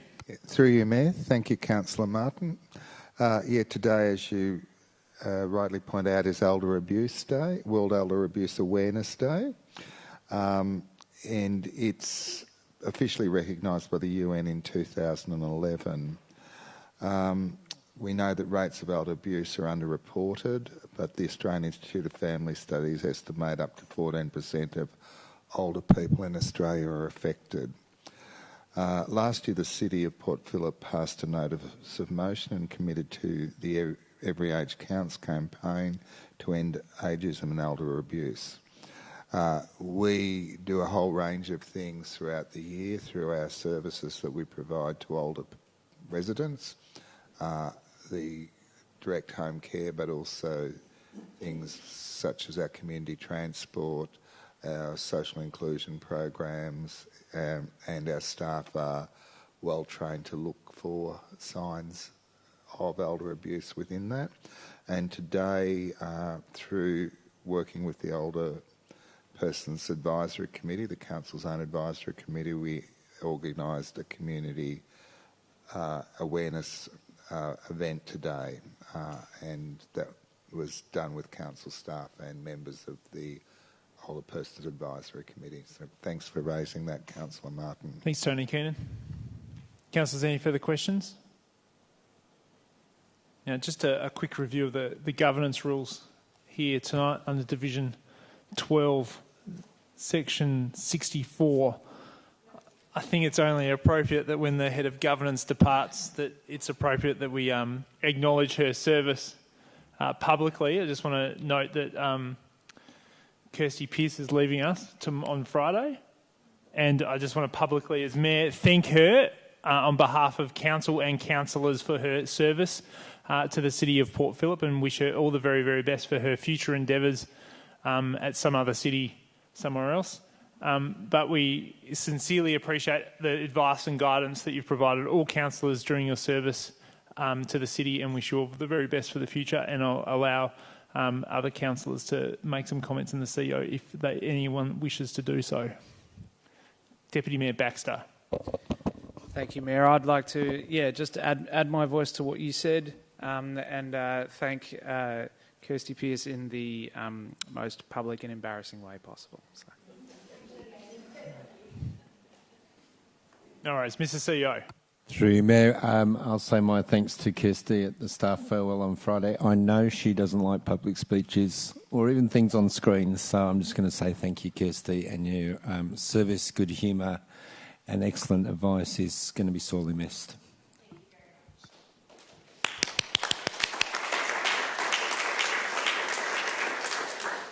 Well done, and thank you again. So let's move from item 5 now, councillors, to item 6, which is the sealing schedule. There's no items to seal at tonight's meeting, so let's now move to item 7, which is petition and joint letters. Councillors, we have 2 petitions on this evening's agenda. The first is item 7.1, which is the petition to purchase Duke Street, St Kilda site for public open spaces. Councillors, questions in relation to the petition? Councillor, no. Any questions in relation to the petition? That's better than a question. Councillor Copsey. Thank you. Just as previously advised, I own property in the vicinity of this matter, so out of an abundance of caution, I'm going to remove myself for the period of debate. Thank you for doing that. No worries.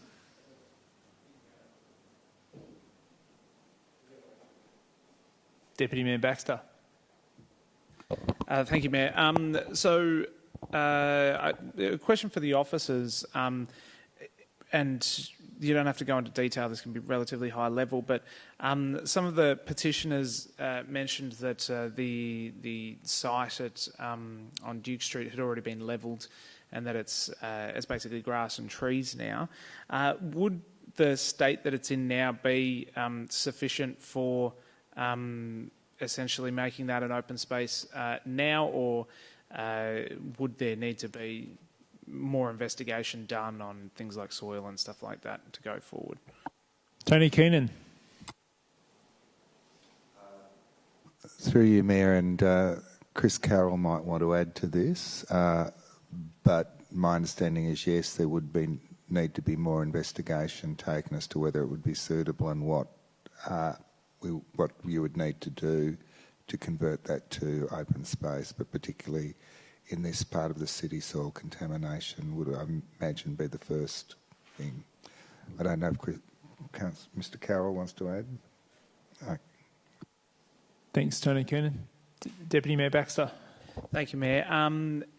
With regards to the Canary Island date palms that are located on the property, my understanding is that date palms can be relocated relatively easily. I know in the past when granting, because I believe there's a planning application that's been granted over that site. I know in the past we have granted applications on the proviso that the palms are gifted to council, and I don't know whether that has been the case, but is it possible to theoretically possible to relocate those trees to another open space? Mr. Keenan, Tony Keenan. Through you, Mayor, it's not my area of expertise, but I would imagine if a planning permit has already been granted, it would be hard to do that in retrospect. I'd have to take it on notice and I'd have to look at whether those palms, whether there are any conditions in relation to them in that planning permit. Thanks, Tony Keenan. Councillor Consolo. Thank you. I went today and looked at the site, and I was just wondering about where we look at the public open space and strategy, what we want to do there. This one's a bit of a blank canvas. I know there's some neighbouring properties and some context, but essentially looking at what does the community actually need out of public open space. So do we have a process in our strategy about having that community consultation saying, if the extreme of I want a soccer pitch there, I want a dog park, I want an urban forest, like there's a lot of context of what a public open space could be, to just really hear what is missing and what people really want out of it. Because if we choose Packington Street and just extending it, it already has a playground that future works are coming and there's a little bit of seating area, but what is that use? What are people wanting in the area? Do we have that process out there for community input? Tony Keenan. Through you, Mayor, there's broad outlines in the public space strategy, but in relation to the purchase of land in the East St Kilda area as part of the strategy, the officer's advice would be that that needs to be done in a considered, thought-through way that delivers the best public space outcomes. And I don't think that just because this land is available that would necessarily do that. And I think the second point, officer's advice was based on the fact that in the plan that council endorsed, that the work on acquiring land is not scheduled to happen until the second part, which is 2026. If council were of a view to bring that forward, they're able to, but officers are just going on what council have already endorsed. So there has not been much thought given to or looking at this site simply on the basis of the plan that was endorsed by council.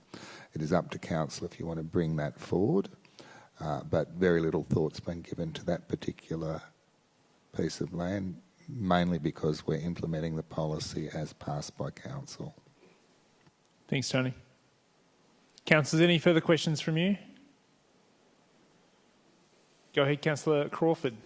It might not be something we've considered yet, but is there any view of what warrants successful open space in our municipality?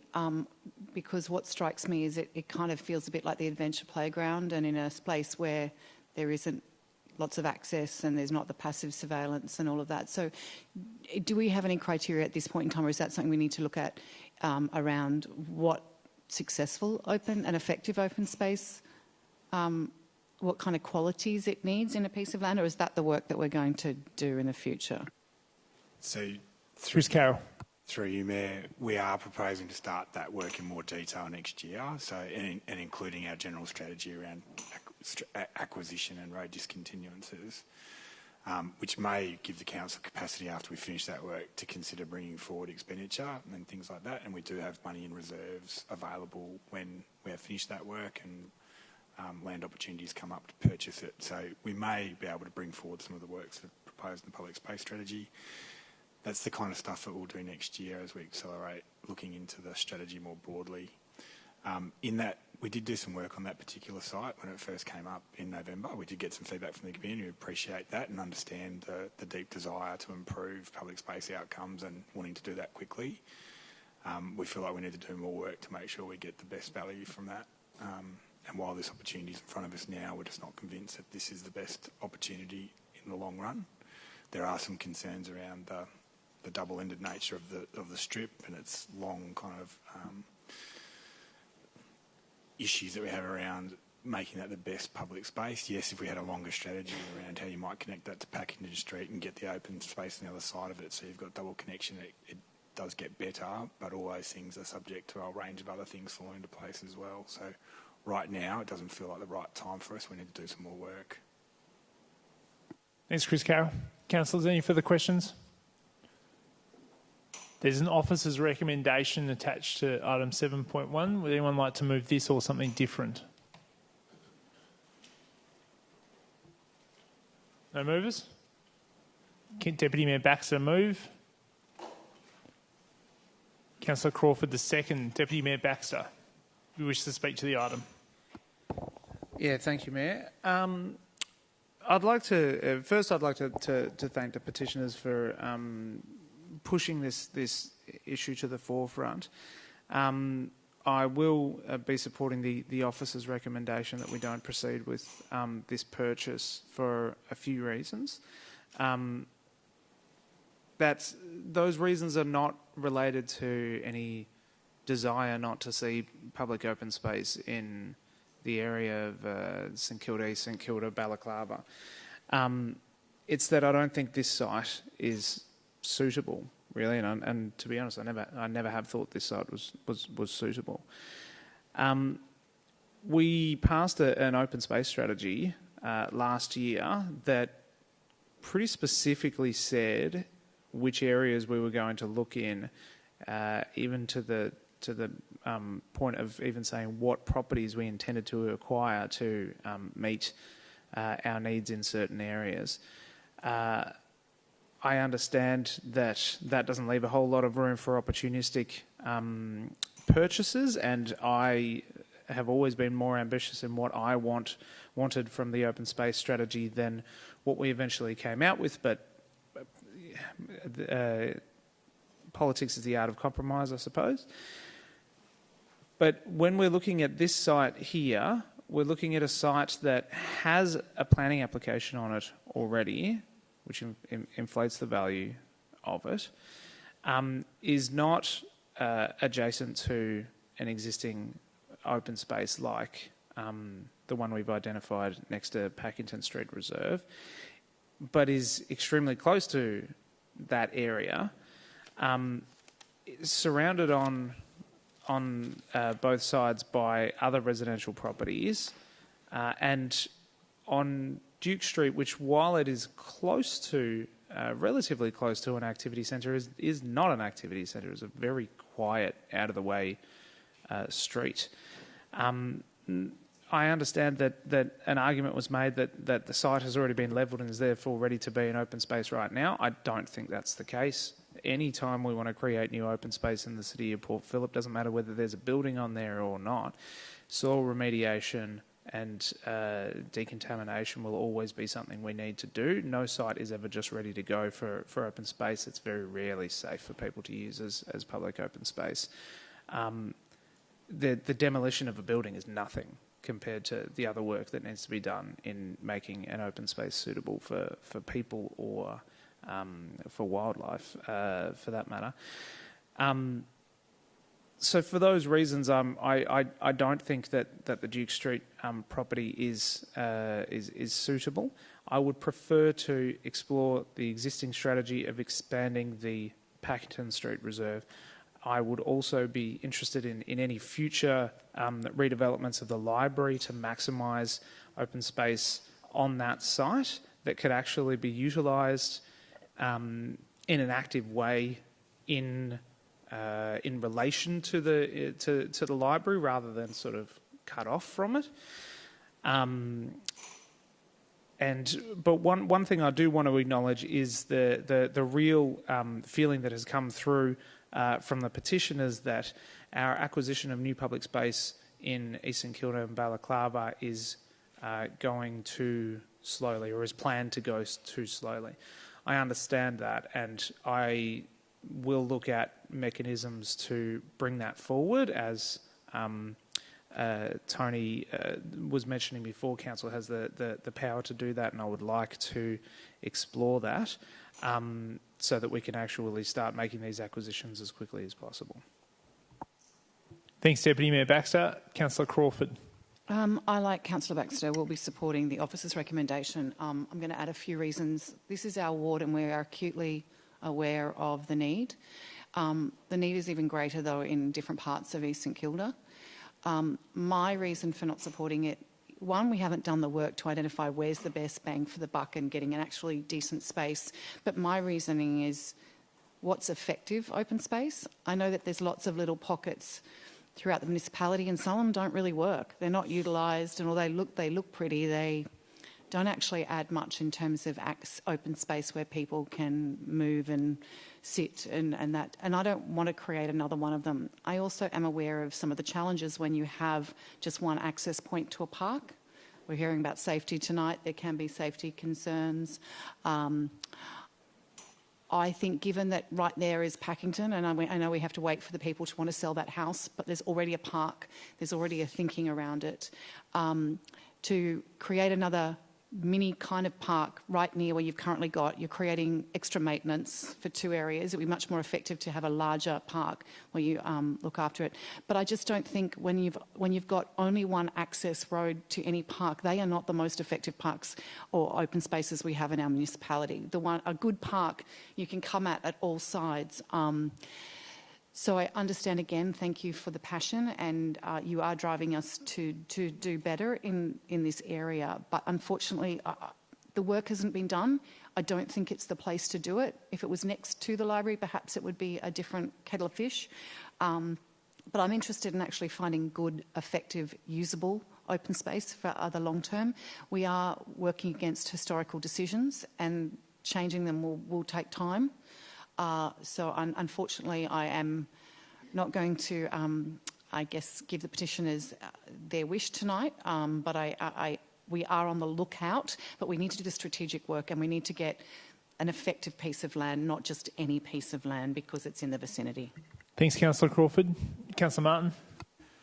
I too am extremely reluctant in supporting the officer's recommendation. I'm aware of the desperate need for more open space in Balaclava East and Kilda. Some of the petitioners have contacted me personally and have been very adamant that they believe that we should take advantage of any opportunity to get more open space, and I fully understand their reason for this. I've taken myself down and had a good look at the space. The lack of any clear guidelines as to how we're going to implement any open space that becomes available, and an open space that's bounded by a bluestone drain at the rear, I'm not sure that it's the most effective way of opening up an open space where there's only one access point with a bluestone drain at the rear. However, I also believe that we as a council have perhaps, I don't want to say neglected, that's too strong a word, perhaps have not paid quite enough attention as we should have to the need for open space in that area, and as a matter of priority we need to come up with a strategy that will assist us in assessing any space that becomes likely to become available, and B, be ready to move in and grab that space if and when it comes there. We need to look at things like the proposed green line, which is only a couple of 100 metres away from the block of land that we're talking about. We need to work with VicTrack to make sure that we can work cooperatively to get space there. We need to work with the state government. We need to advocate at the state election for state government support for the Green Line proposal. There are all sorts of things we need to do. And as I say, I'd love to think that by committing council to buying this block of land, we would be able to solve most of our open space worries. I don't think it's the right decision. I understand why the petitioners are so keen for us to do something. And I hope that they keep at us and nagging us and ringing us and emailing us and getting on our back so we can do something very soon. But first we need a fully developed strategy that's knows so we can see exactly what we want in the sort of land that we're looking to purchase, and then we need to be ready to move as quickly as possible. And last but not least, as I said, I'll be advocating very strongly that this council work with VicTrack and the state government in order to get as much of the Green Line proposal up and running as soon as possible, and I hope that we can make it a major election priority with the state government and the opposition in the lead up to the next election. Thanks, Councillor Martin. Councillor Consolo. Thank you. I like the first parts of this recommendation, that we are acknowledging there's a gap and that the strategy will look at it. But and I also want to acknowledge and appreciate that the petition has been brought to highlight and bring to our attention properties you think are suitable. It sounds like this is not the right time, and we may regret this in the future. And as my questions foreshadowed, it's about really also knowing what programming to make the most use out of these open spaces. I think we have a lot of work to do to make sure we are ready to identify any future sites that come up. And I would consider supporting moving that work forward so that we are ready for the next one. And I'd like to encourage that you do keep coming back with petitions, if that's the best way to do it, about future sites you identify as well. Thank you. Thanks, Councillor Consolo. Any councillors wish to speak for or against the motion? Deputy Mayor Baxter, do you wish to close? Now put that motion. All those in favour? It's carried unanimously. And I'll just adjourn the council meeting, if possible, for 5 minutes or thereabouts, just to resolve a technical matter relating to item 7.2. Understand a number of you are waiting online and indeed are here in the gallery, and apologies for delaying it.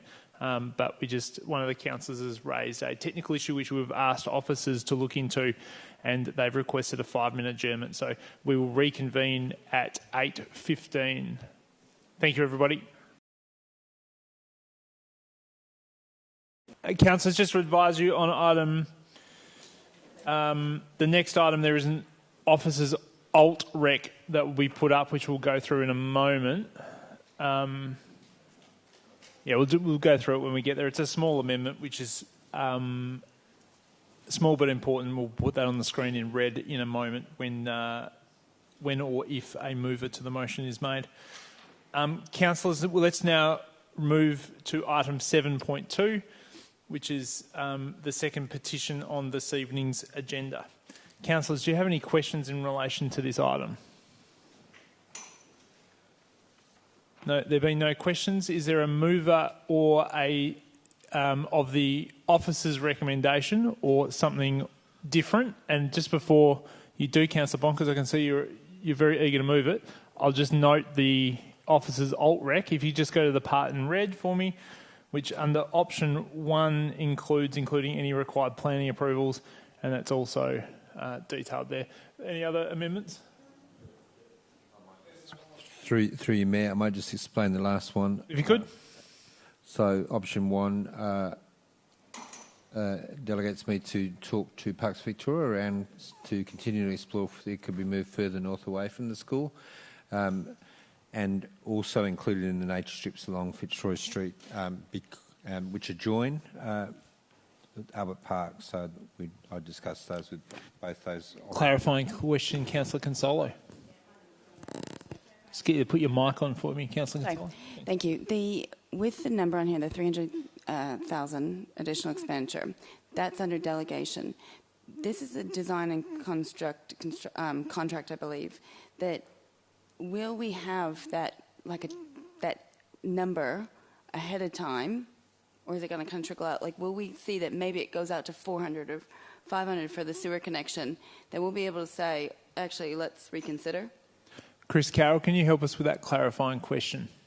Yeah, through you, Mayor, the proposal is up to 300,000. Would require the CEO to come back and get authorisation for anything beyond that. Okay, no troubles. The clarifier is on the timeline of that. Do you expect to have that full cost up front? Councillor Gonzalo, we might just... so these are actually questions. No one's moved it yet. So let's just go back to question time. So we're asking questions. So, councillors, any questions? Councillor Gonzalo.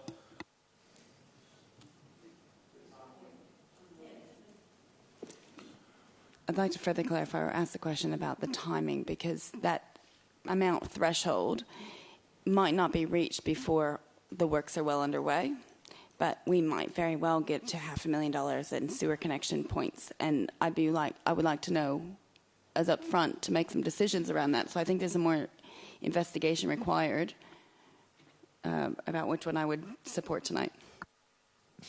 Carroll, can you help us with that? Sorry, pardon me, Lachlan, didn't see you there. Through you, Mayor. So this $300,000 relates to the sewer connection under Fitzroy Street.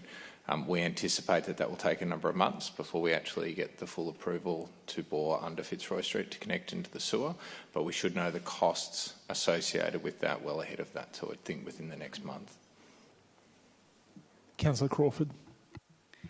And if we were to proceed, when were, the slab going to be laid? Or we can't actually do anything until that first step is undertaken? Through you, Mayor, we would make sure that we've got a viable connection and permits in place to the Fitzroy Street sewer on the southern side of Fitzroy Street before we commence construction of the actual toilet block. Thank you. Councillors, any further questions? All right. Go ahead, CEO. If you could... Through you, Mayor, there's another change in the OLREC before someone puts it at option 3. Which is to also include the word including any required planning approvals in that option as well, just for clarity. Thank you. That's fine, councillors. Councillor Sirikoff. Just to clarify, if it turns out that it was more than $300,000, does it come back to council to vote up on again, or vote up or vote down on? Lachlan Johnson. Through you, Mayor, as Chris Carroll said before, the officer's recommendation seeks council delegation of the CEO up to $300,000. If it exceeded the $300,000, it would come back for council consideration. Thank you. Councillor Bond. Thank you, Mr Mayor. I'd like to move the officer's revised Recommendation with option 1 as the preferred option for the path forward. So if we just make that amendment to 16.6 to insert option 1. We'll get there eventually. So assume that's there. I'm looking for a seconder for that motion. Councillor Copsey, thank you for seconding it. Councillor Bond. Thank you, Mr Mayor. There's often very tough decisions to be made here when we're councillors, and this is one of them. But as one of the speakers said tonight, this is a time for us as a council to show decisive leadership. We've spent 14 years of consultation on a toilet for Fitzroy Street. We haven't had a toilet there for 20-something years since the last toilet block got knocked down in a very, very long time ago. This is the 4th petition we've had on a toilet block on Fitzroy Street in the last 12 or 14 years. We've looked at 18 locations on the streets across the length and breadth of that street, and it's come down to this being the only suitable location for a public toilet block. Toilets are the core business of council. These toilets will be for visitors to Fitzroy Street. They will be for visitors to the park, shoppers and walkers and runners and joggers, public transport users, people who attend events in the local area. We constantly hear from our older residents that they need toilets at our shopping centres. Every activity centre in the city of Port Phillip, besides Fitzroy Street, has a public toilet.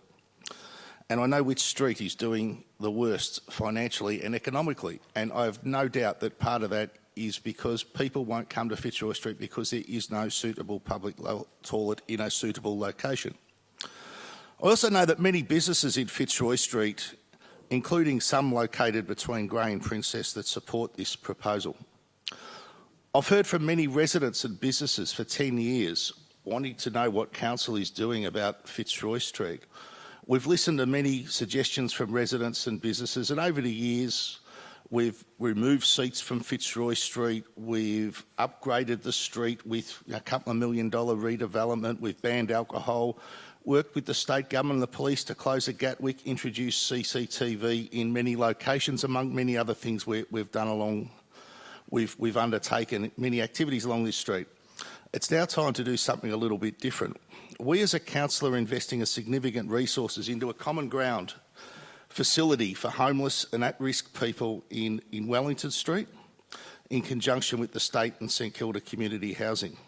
This isn't the responsibility of local government, but we are doing it anyway. And we need to build a toilet on Fitzroy Street, which is the responsibility of local government. I'm satisfied that this is the best location on Fitzroy Street for a public toilet. No location is ideal, but this one is the best. We've heard from many residents tonight about how this toilet is going to be in their views. They'll be able to see this from their businesses and they'll be able to see this from their houses. It's precisely that sort of passive surveillance that makes this the best location for a toilet on Fitzroy Street. We don't get that sort of passive surveillance in Jackson Street, in Park Street and many of the other locations we've looked at, which is why we've landed here where we are. We are open to moving the location a bit further north, Parks Vic permitting, and the motion allows the CEO to explore this option. Another option is locating the toilet on the nature strip, but this involves the removal of a couple of car parks.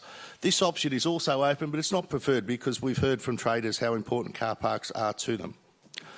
I urge my fellow councillors to support option 1 and support a toilet on Fitzroy Street and be part of the solution for this street instead of kicking the can down the road, a 14-year-long road, and negating our responsibility to our roles as councillors and, more importantly, our responsibility to the whole of our community. So I urge you all to support this option. I know it is a very, very difficult decision for some of you to make, but this is no doubt the best outcome for a toilet, and we can finally solve this issue and get on with what it is that's our next on our list of things to do here as a council instead of continually coming back to this like we have done for the last 14 years. Thank you. Thanks, Councillor Bond. Councillor Copsey, do you wish to speak to the item?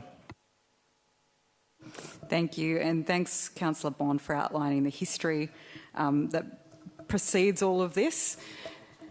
The long timer, you've seen a lot of it, but it predates, my time on council, and that's saying something. There's been a long-term vision to provide public amenities on this street, and there have been other investigations. Councillor Bond has outlined the reasons that this is a preferred location, and I think it's really important. Part of making our activity centres welcoming places and vibrant places is making sure that there are public amenities that make them accessible for people who need them. Of course, any location is going to come with challenges. I'm satisfied that many of the concerns that have been raised are valid concerns around public amenities in any location, and I am satisfied that officers are considering those and will continue to address them in implementation of any council decision and also in maintenance. So I'm happy to support this motion tonight. I think what we have found through the very long journey in trying to build a public amenity for Fitzroy Street is that nobody wants a public toilet until you need a public toilet, and then you really want one. So this will make sure that we do actually have those amenities available for people who need them, part of providing an accessible Fitzroy Street. Thank you, Councillor Copsey. Councillor Consolo. Thank you. I foreshadow if this is lost, I will support option 2 of stopping the project, as there's some bigger issues that we need to address. We'll take that as a foreshadow, Councillor Copsey. And I will be voting against... Thanks very much. Let's just continue in silence, please. I'll be voting against option 1 tonight. I was going to also move option 3 to pause, but Councillor Bond got in first. So in general, in principle, I'm very supportive of public toilets, and I've heard many of the objectors are also, but it's about the location. And I think with option 3, when I was going to do that, is that we still have a lot of works to do about this sewer connection. I'm not confident about the numbers, not the disrespect to council officers, but just knowing the environment we're in right now and how these works blow out. But more importantly, it's about I hear the strong community feedback about the location, and I want further input into that location following the talks with Parks Victoria. I think that we should have spoken to the school community, these parents and students and their residents in our area, and you deserve to have a say. And I'm sorry that didn't happen, but we've heard from you, and I know that this location is not what is ideal, and that's why I won't be supporting this tonight. Thank you. Thanks, Councillor Copsey. Who else would like to speak for or against this? Councillor Clark. Thanks, Mayor. The council's searched diligently for a location for these public toilets for the last 14 years with limited success, except for potentially 2 years of the Metropole. In my relatively short time on council, I've not received one complaint about being able to find a public toilet on Fitzroy Street. The complaints that I've received and the deluge of complaints and feedback is about on Fitzroy Street is about crime, drug dealing, homelessness, and I'm very sure this is what's impacting the state of Fitzroy Street, not the lack of a toilet. If we have survived for 14 years without a toilet, then I'm pretty sure we can manage without them if the choice is then to put it next to a school. Public toilets are important, but they're not a means or an end to themselves when the location is so opposed by our community and in a location that is so close to a school. I cannot support this location, and the Health Minister, Martin Foley, has also suggested a new location maybe should be found. Not only is the location poor, but the increasing cost of the toilet is also becoming prohibitive. We now need a further $300,000, and I'm not sure, like Councillor Consolo, whether this is going to be the maximum amount given all the approvals and the current uncertainties around and associated with the works. Our CEO will have further discussions with Parks Victoria, so at an absolute minimum, the whole project should be delayed. And I'm not kicking the can down the road, but ending the journey altogether. I will not be supporting this motion and was also going to foreshadow that if it did fail, supporting option 2. But Councillor Consolo has done that, so thank you. Thank you, Councillor Clark. Deputy Mayor Baxter. Seem to just be slowly moving around the... So I will be supporting this motion. People need access to public toilets. One of the core functions of local government is to provide places for people to utilise their bodily functions with dignity, right, and not have to go behind a tree or something like that. I think that is something that is a basic universal service that needs to be provided by local governments. I have been contacted by many people over the years complaining that we don't have enough public toilets in the city of Port Phillip generally, particularly older people who find that they may need to go to the toilet quite quickly. And really have a lot of trouble finding a place where they don't have to spend money as a patron to use that. So if we are actually committed to providing universal public services to our community, then universal public toilets is something that we have to actually be committed to. I've heard some... When people have made objections to this toilet, there seems to be this argument that people seem to take for granted, which is that toilets somehow create crime out of thin air or attract criminals who would otherwise be somewhere else to come to a toilet to do crime. There is no evidence for that at all. Crime is linked to economic circumstances, trauma, individual circumstances, often linked with other sorts of issues like substance dependence and homelessness and all of that sort of stuff. It's not linked to toilets. It never has been. Toilets don't attract criminals. I've been to many public toilets in my life in many different locations, and at no point have I ever said, yes, this is a place where criminals go. No, it's a place where people go to the toilet. It's like saying that there are people who, deal drugs down on Fitzroy Street, down in the alleys there. Okay, so those people are going to decide that, oh, we've got these nice alleys here, we've got these nice little places that we can go and do all this sort of stuff. But what we'd really like to do is go all the way up the street to go do that in a toilet instead. It doesn't make any sense. I think what a lot of people are saying here is that they're worried that someone might use the toilet that they wouldn't like to look at. And that's something I can't support. I think we need to really look at how we approach, how we deal with antisocial behaviour. Antisocial behaviour is a behaviour. It is not created by structures. It is not created by buildings. It's not created by services. It's created by human beings. We can hold human beings responsible for their behaviour. We shouldn't hold a building or a structure responsible for people's behaviour. I'm also somewhat... I'm made very uncomfortable by conversations about the Paris end and the Beirut end of Fitzroy Street. I would hazard a guess that the people who call it the Beirut end have never been to Beirut. It has been for over 100 years considered one of the most beautiful cities in the world. And that name is actually used as just a placeholder for just a racially charged description, a shithole, That's how people want to do that. Deputy Mayor Baxter just asked you to watch your language. This is driven by people who want to talk down the area, who are annoyed that they have to look at people who are vulnerable and have serious issues. I think instead we should be dealing with those issues. If antisocial behaviour arises, deal with the antisocial behaviour.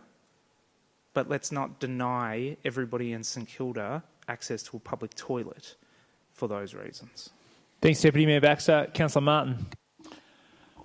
When this proposal first came to my attention, I had a very open mind as to what I believed I should do in relation to how I should support or negate the proposal.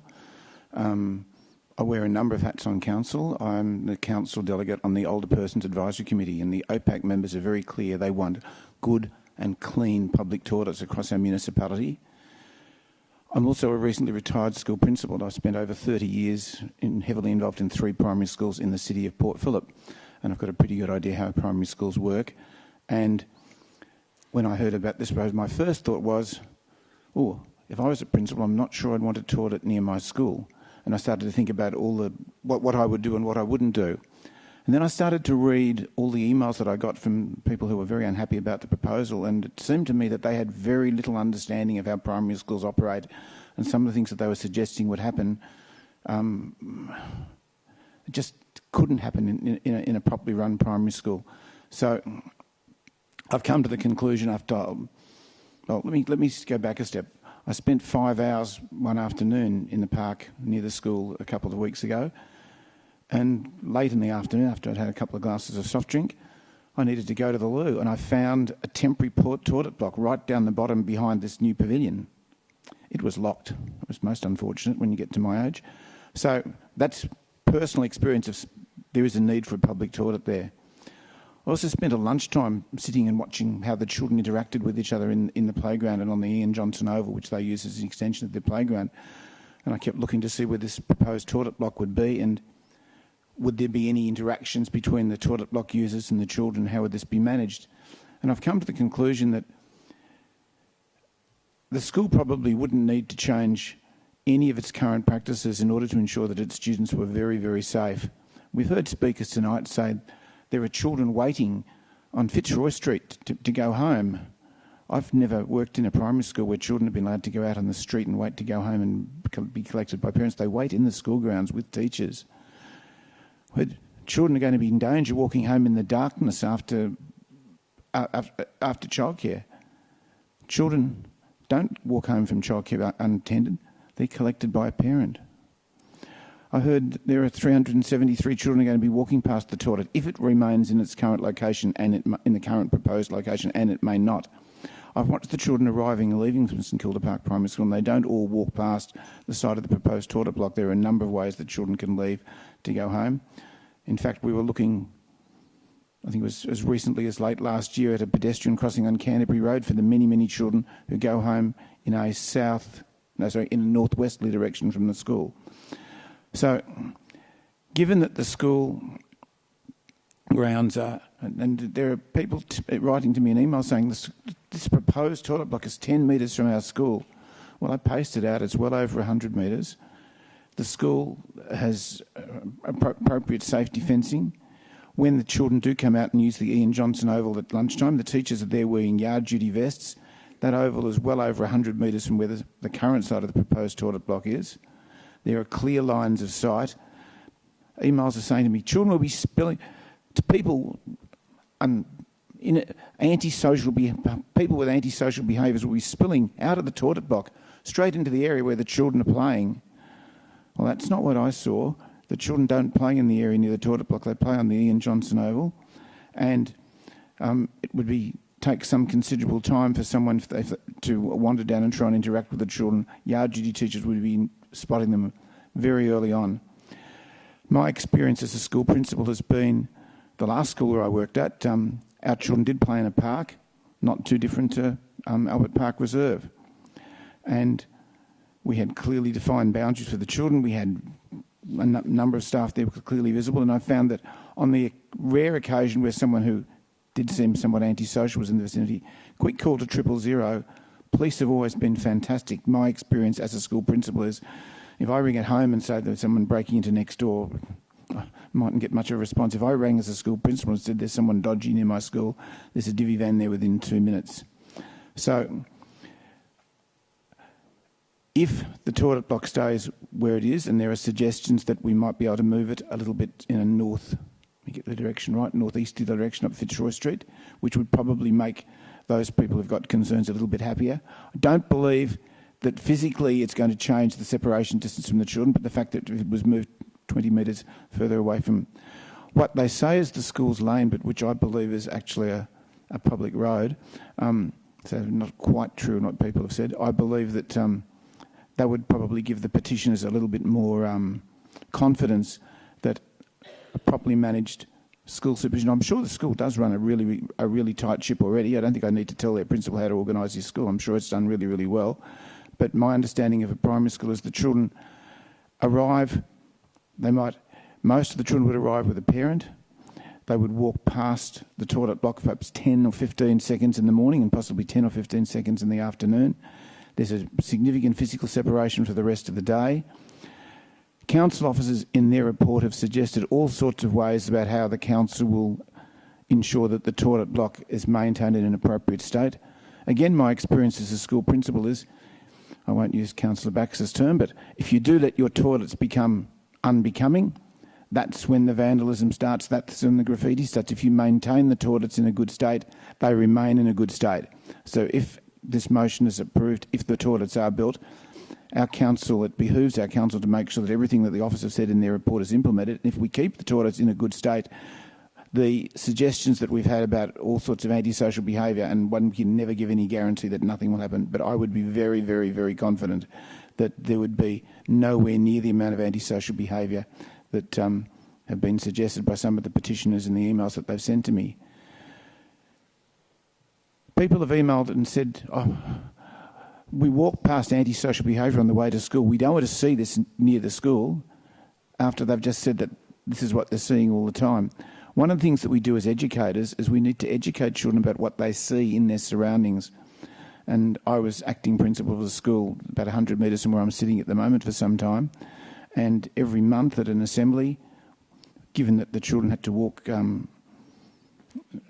around this area, and given what we know about this area, we would go through and we would explain at a full school assembly what you did if you saw a syringe or saw a needle anywhere, and hopefully not in the school grounds or near the school grounds, what you do if you saw a condom.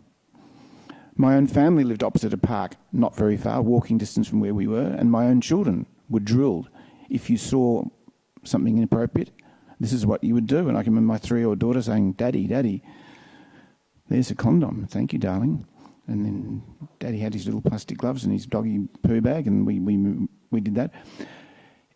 If we educate children appropriately and not pretend that there aren't issues, because there are issues in our area, this is the nature of St Kilda, and if, as part of the school's education program, children are aware of what the dangers that we find.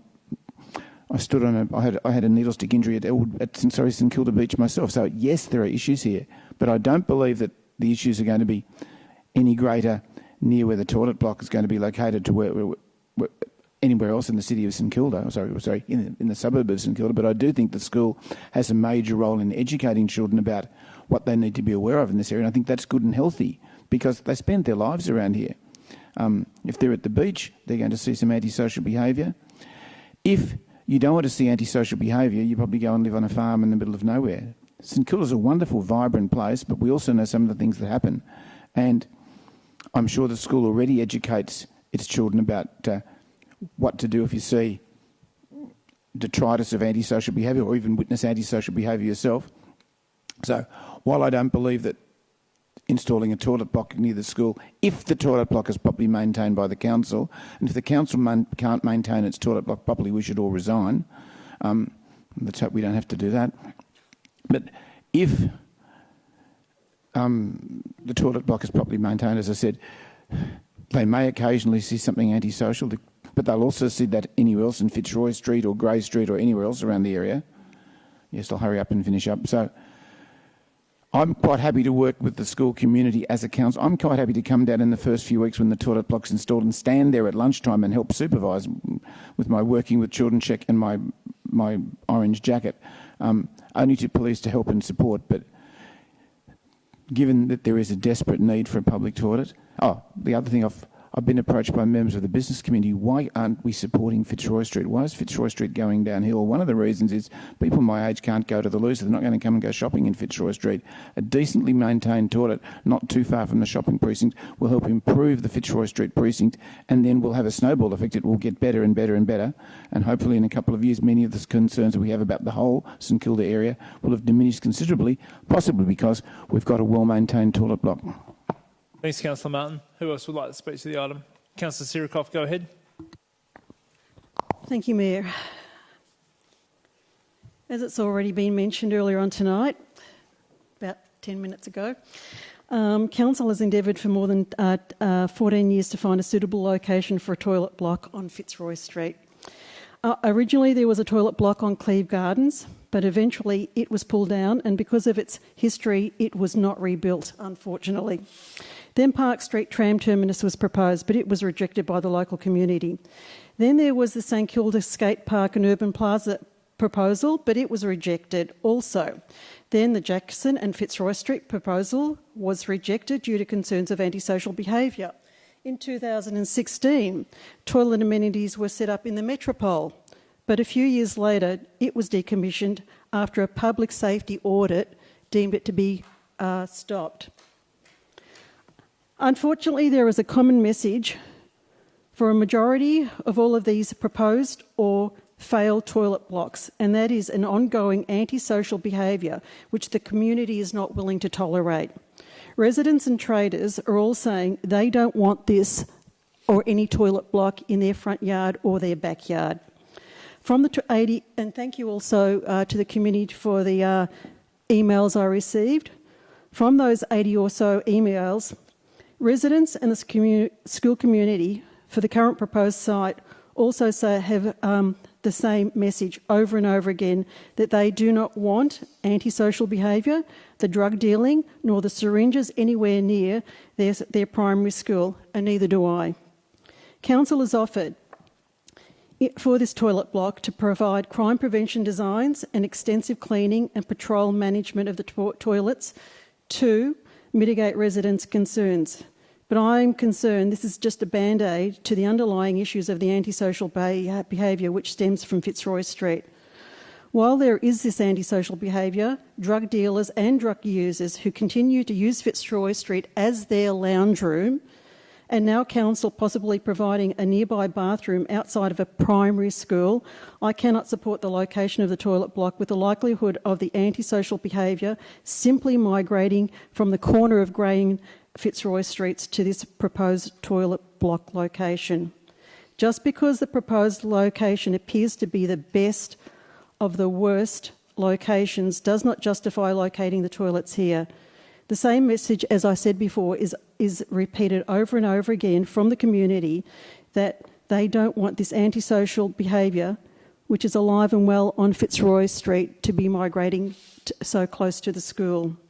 As for the three options, I see option one, to continue, not a good choice, as the council now has come across a number of barriers, and that is no certainty of access to a sewer and water pipelines, nor permits, along with added costs. Plus we've got the opposition from the community who live and breathe the streets of St Kilda. Also, the traders at the north end of Fitzroy Street are also opposed to this. Option 3, the delay of construction. This still has the same problems as option 1, plus more added costs if we ended up with a partially completed works. For me, option 2 is the only reasonable option.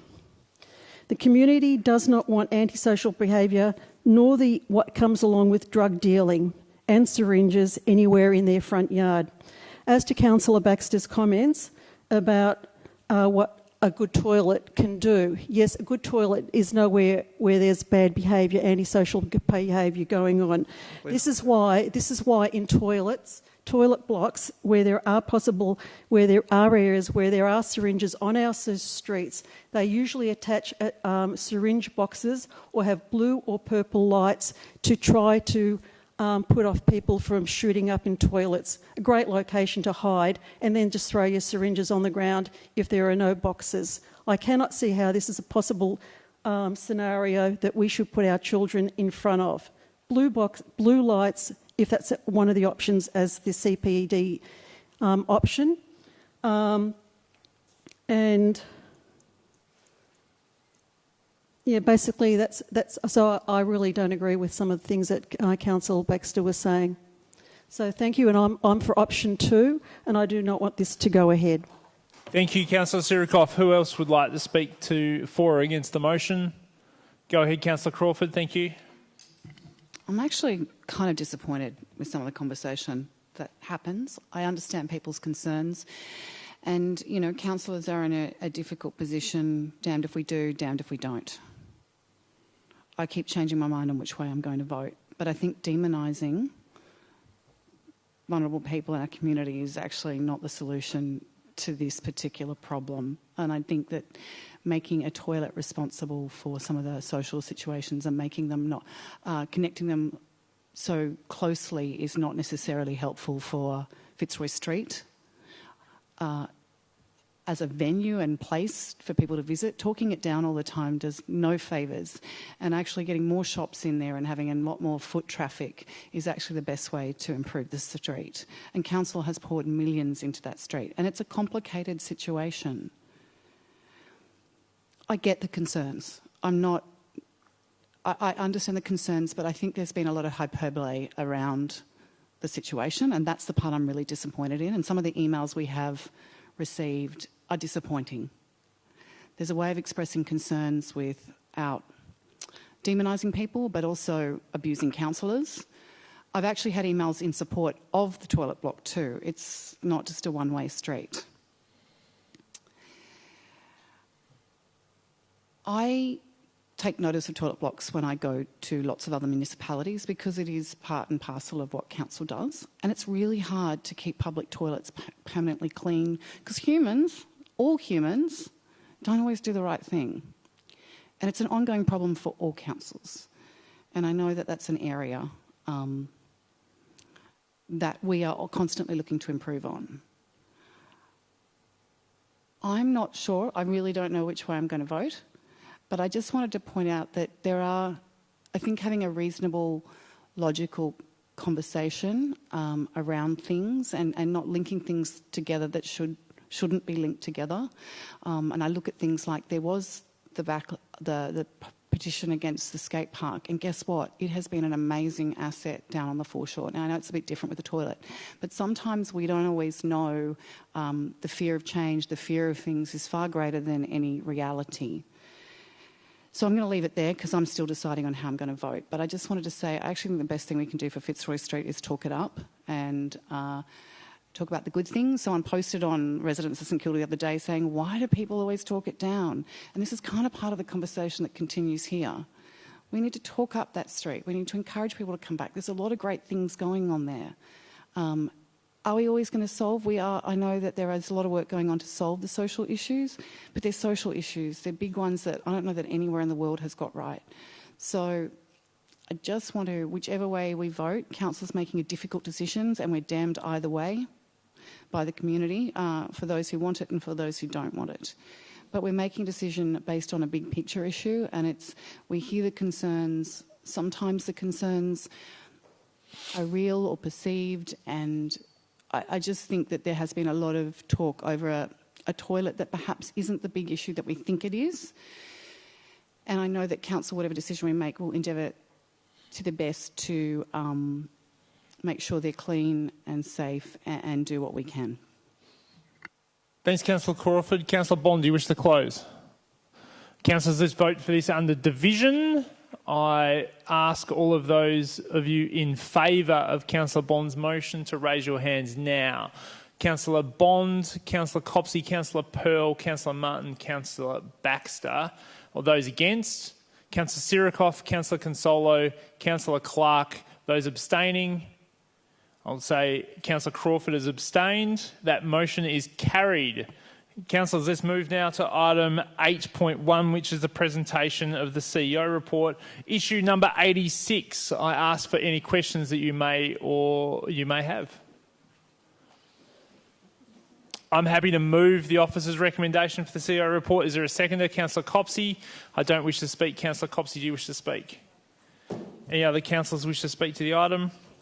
I'll close by saying thank you to the CEO for the report and the information contained within. We greatly appreciate the officer's involvement and time putting this report together each month. It's very, very important. Councillors, put that motion to. All those in favour? That's carried unanimously. Let's now move to item 9.1, which is soap dispensers in public toilets, update report. Questions of officers, councillors? There being no questions, I'm looking for a mover of the officer's recommendation or something different. Councillor Consolo, please go ahead. Now, Councillor Consolo to move. Councillor Copsey to second. Thanks. Okay. Very pleased to see this recommendation roll out the soap dispensers, as it was my first notice of motion. And this will be an all-public toilet, so it's a real big win for our area.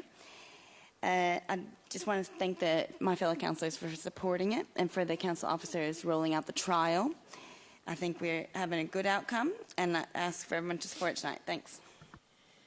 Thanks, Councillor Consolo. Councillor Copsey, do you wish to speak? I'll just note Councillor Consolo's enthusiasm in pursuing this and congratulate her on a great outcome for community hygiene and for more functional amenities. No problem. Councillor Martin. The Older Persons Advisory Committee is delighted, Councillor Consolo, that you brought this, and I know that they'll be absolutely thrilled if Council supports this motion. Thanks, Councillor Martin. Anybody else wish to speak? Councillor Consolo, do you wish to close? It sounds like we have one more toilet block coming, so this is some reassurance that we will also have some better hygiene offered for those that are using it. So thank you. Thanks, Councillor Consolo. Councillors, I now put that motion to you. Those in favour? Carried unanimously. Let's move to item 11.1, Evaluate Environmentally Sustainable Development, ESD Targets Project, Planning Scheme Amendment. Questions of the officers? Councillor Copsey wishes to move. Who wishes to second? Deputy Mayor Baxter got there just first. Councillor Copsey, do you wish to speak to the item? There's a bit of a race to move this one, and I love to see it. This is a really exciting project. We're in part of a collaboration of a large number of councils who are looking to put in a joint planning scheme amendment to improve ESD requirements in building outcomes. I'll speak briefly in support of this. It's a really great option for us in terms of pursuing this in a cost-effective manner, and I'm also excited because I think the number of councils participating increases the likelihood of the acceptance of the amendment ultimately. Practically, this it's really needed in Australia. Our housing stock is not very energy efficient as a rule. As someone who's lived in a number of rentals in Port Phillip over the years, I can tell you that winter is not a fun time to be anywhere near those stiff bay breezes because we have very drafty and very poorly insulated houses in Australia generally. They've been described occasionally as glorified tents. So there are other jurisdictions that are so far ahead of us in this regard.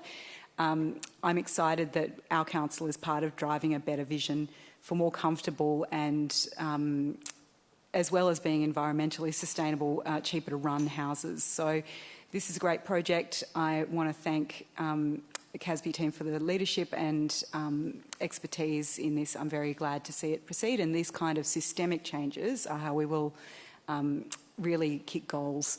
We have great ESD requirements that we try and apply on individual bases for each project, but this sort of systemic reform is what's needed to actually take action on climate and achieve better outcomes for residents. Thanks, Councillor Copsey. Deputy Mayor Baxter. Thanks, Mayor. Look, this one, I'm very happy to be supporting this, and this is exactly the way that council, I think, can have the most impact on, well, perhaps not the most, but one of the ways council can have the most impact on the climate emergency.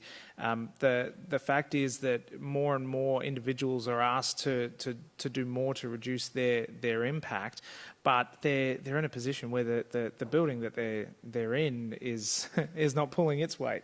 The best thing we can do is make sure that the buildings that we're building are meeting as perhaps not the best standards just yet, but better standards and continually improving standards so that we can all be making that impact. Just the buildings can do them themselves. Thanks, Deputy Mayor Baxter. Councillor Martin.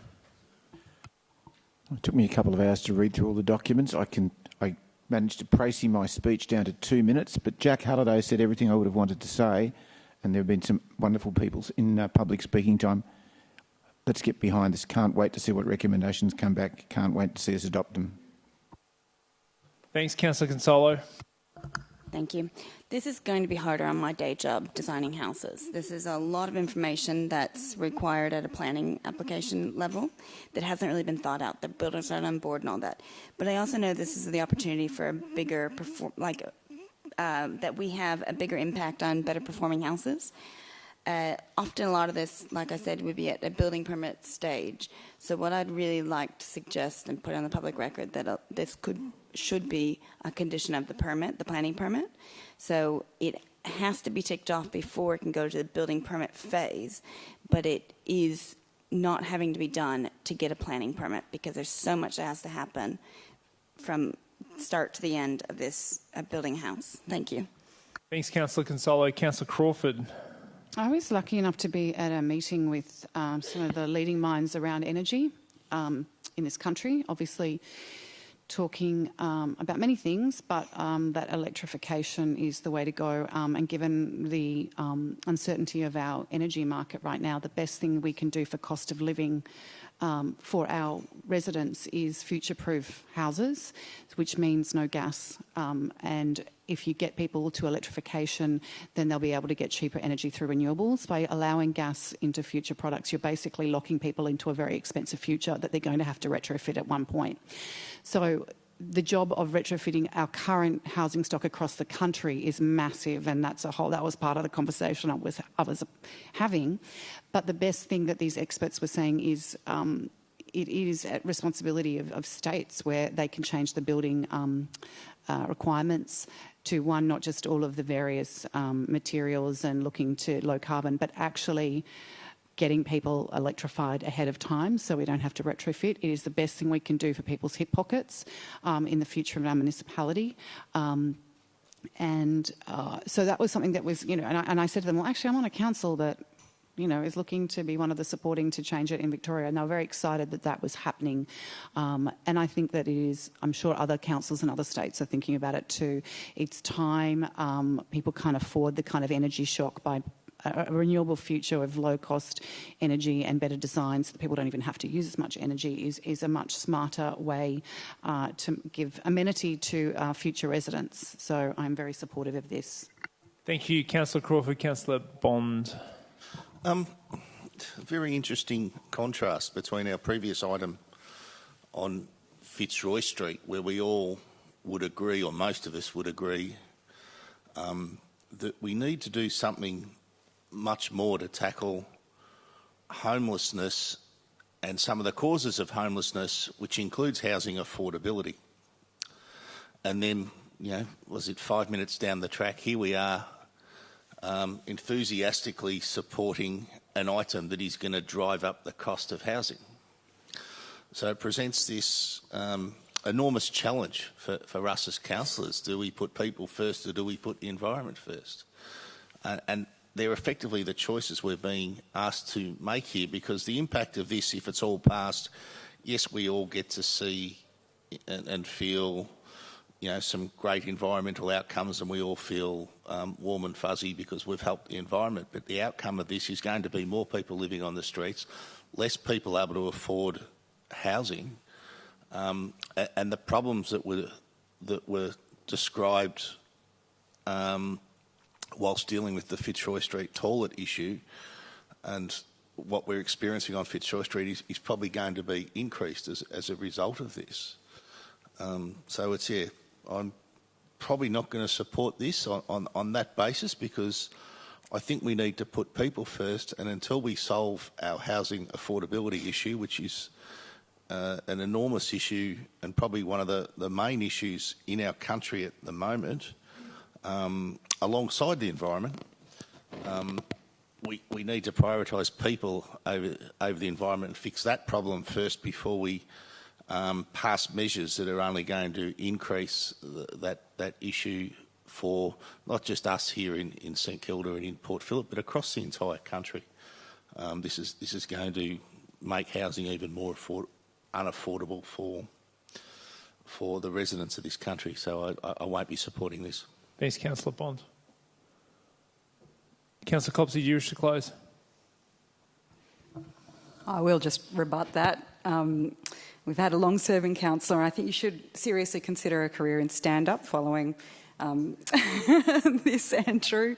Look, I think we can do both, and City of Port Phillip, of course, is very forward-thinking as well in terms of addressing housing affordability. I'm very proud of the city's leadership in that space, and another thing that we're advocating for together with councils across Victoria is inclusionary zoning. These big, as I said, these big systemic changes are the way that we address these wicked problems, and there's numerous reports available now indicating the savings for households around electrification. So really welcome that. I'm lucky that the house that I've moved into is all electric, but for many people that's not an option at the moment because we have people being forced to connect to a costly and unpredictable supply network. I think if we can make moves towards fully electric fossil-free homes, we'll have healthier homes, and also the evidence is showing that there'll be savings for households. So really pleased to see this progressing. And of course, as we were discussing today, councillors, the more councils that participate in this, the lower the collaborative costs, and also I would say the greater certainty that provides for the building industry in responding to these requirements easily. So let's get fully behind this project, which has so much promise for improving housing and environment outcomes. ¿Por qué no las dos? Vote for it. Councillors, I'll put that motion for report 11.1 to you. Those in favour? Those against? Carried. Can I request a division, please? You can, Councillor Copsey. We'll do that again under division. Those in favour? Councillor Copsey, Councillor Consolo, Councillor Martin, Councillor Crawford, Deputy Mayor Baxter. Those against? Councillor Bond, Councillor Sirikoff, Councillor Pearl, Councillor Clark. The motion is carried. Let's now move to item 12.1, which is Draft Event Strategy and Outdoor Events Policy 23 to 26. Councillors, questions of the officers, please. There being none, looking for a mover of the officers' recommendation or something else. Councillor Bond to move. Councillor Crawford the second. Councillor Bond, do you wish to speak to this item? Yes, I will. I was just trying to scroll down and find it because we've moved on rather quickly. But yeah, I think events are a fantastic part of living in Port Phillip. I know there are many residents out there who hate it when I say this, but St Kilda is Melbourne's playground. We will always have lots of events in St Kilda, and this strategy outlines our approach to those particular events and how we will manage them throughout mainly the summer, but now year round. So I commend this and look forward to hearing all the community consultation and feedback, especially from those who say, well, I didn't know about this and didn't know about that and I never heard about your strategy, when was it approved, when did you consult on it type things. You've got 3 weeks from the 17th of June, which is Friday, to get your feedback to us on our upcoming summer or guess year-round list of events. So thanks, Councillor Bond. Councillor Crawford. Look, it's that delicate balance as council has to do in most issues to try and find, the middle ground and obviously deal with competing interests. But obviously our a lot of our economic success depends on events and the culture and entertainment. So I'm very supportive of taking this out to the community and trying to get that balance right. I wanted to put on the public record that we are having a great winter event in a couple of weeks called, is it Southside? Yep. Starting the 24th of June. So that put that out there that you might want to come down to the foreshore in St Kilda for a great whole lot of free events over a week. Check it out online. And the other thing I also want to put on the record, as part of this, one of the things that we have identified is that, the changes with the EPA in terms of sound is making holding some of our events more challenging, and that's another conversation that we'd like to open up with the state government on that one, because there's a way of holding events that can still be successful, protect residents, and right now the changes don't really allow that. Thanks, Councillor Crawford. Anybody else wish to speak to the item? Thank you. Councillor Bond, do you wish to close? You don't wish to close, so I'll now put the motion in front of you in relation to item 12.1. Those in favour? It's carried unanimously. Councillors, let's now move to item 12.2, Cultural Development Funds, Festival and Events Grants, update of terms of reference. Any questions that you have of the officers in relation to this report? Go ahead, Councillor Clark. Thanks, Mayor. I just wondered if the officers were able to tell me roughly how many grants that we gave out last year with the budget, given we're looking to increase it to 20,000. Oh, sorry, Lauren, for this year. Through you, Lauren, Mayor. thank you. Through you, Mayor. Last year was different to prior years. Being the post-COVID year, we didn't expend the entire budget last year. I think from memory, we gave something like 8 grants or something like that. I'd have to get back to you on the exact number, but we easily had budget available. If we extended the amount that the panel was able to recommend and they had extra applications, they could still recommend to only give $5,000 or $10,000. They wouldn't be under obligation to give the full 20. It would just allow them to give up to the 20 if they thought the project was worthy. Thank you. Councillor Clark, follow up? Sorry, and you don't see that expansion to 20,000 potentially reducing the number that we might give out in totality? So through you, Mayor, that will be an issue for the panel to consider. They have the option of giving fewer applicants a higher amount if they think the applicants are of a quality that are worthy of that, but they also have the option of ensuring that more events are funded by doing a smaller amount. So in previous years, we wouldn't have expended the entire amount by doing this. Obviously, I don't know how many applications we'll continue to get in the future, but in prior years, there would have been the opportunity to give a number of grants at $20,000 without anyone else that met the criteria having missed out. Thank you. Councillor Crawford? I probably should have asked this before. I just looked at the date. So even though is it a month of, how long does the round of grants from the 25th of July stay open?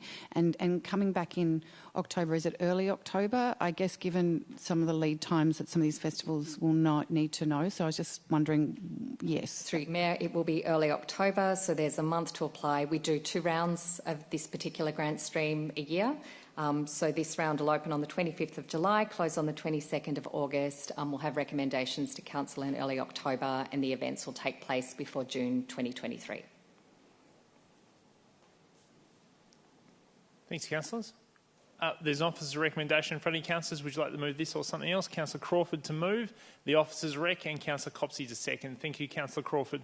I'm lucky enough to be the councillor rep on this committee, which gets the honour of looking at the amazing creative projects that come before us. I am highly in support of the option to grant applications up to 20 grand because the costs of putting on a festival, whether it's insurance, whether it's toilets, whether it's access to space, are increasing, and I know for some of these festivals there's a lot of people putting in their own money, especially at the local level, and if we can make it just that little bit more viable for them, it makes our community more vibrant. And I know of a couple already that have been very successful, either in their first year or in their second year, and they would like to continue, but I know 20 grand would make that just a much more doable prospect. So not every project that I know that has come before me in my role has always needed that amount, but to allow those bigger ones, that is where sort of St Kilda Festival started, just that little bit of extra money I think will really also increase the quality of some of the festivals that we are actually able to deliver in our community. Thanks, Councillor Crawford.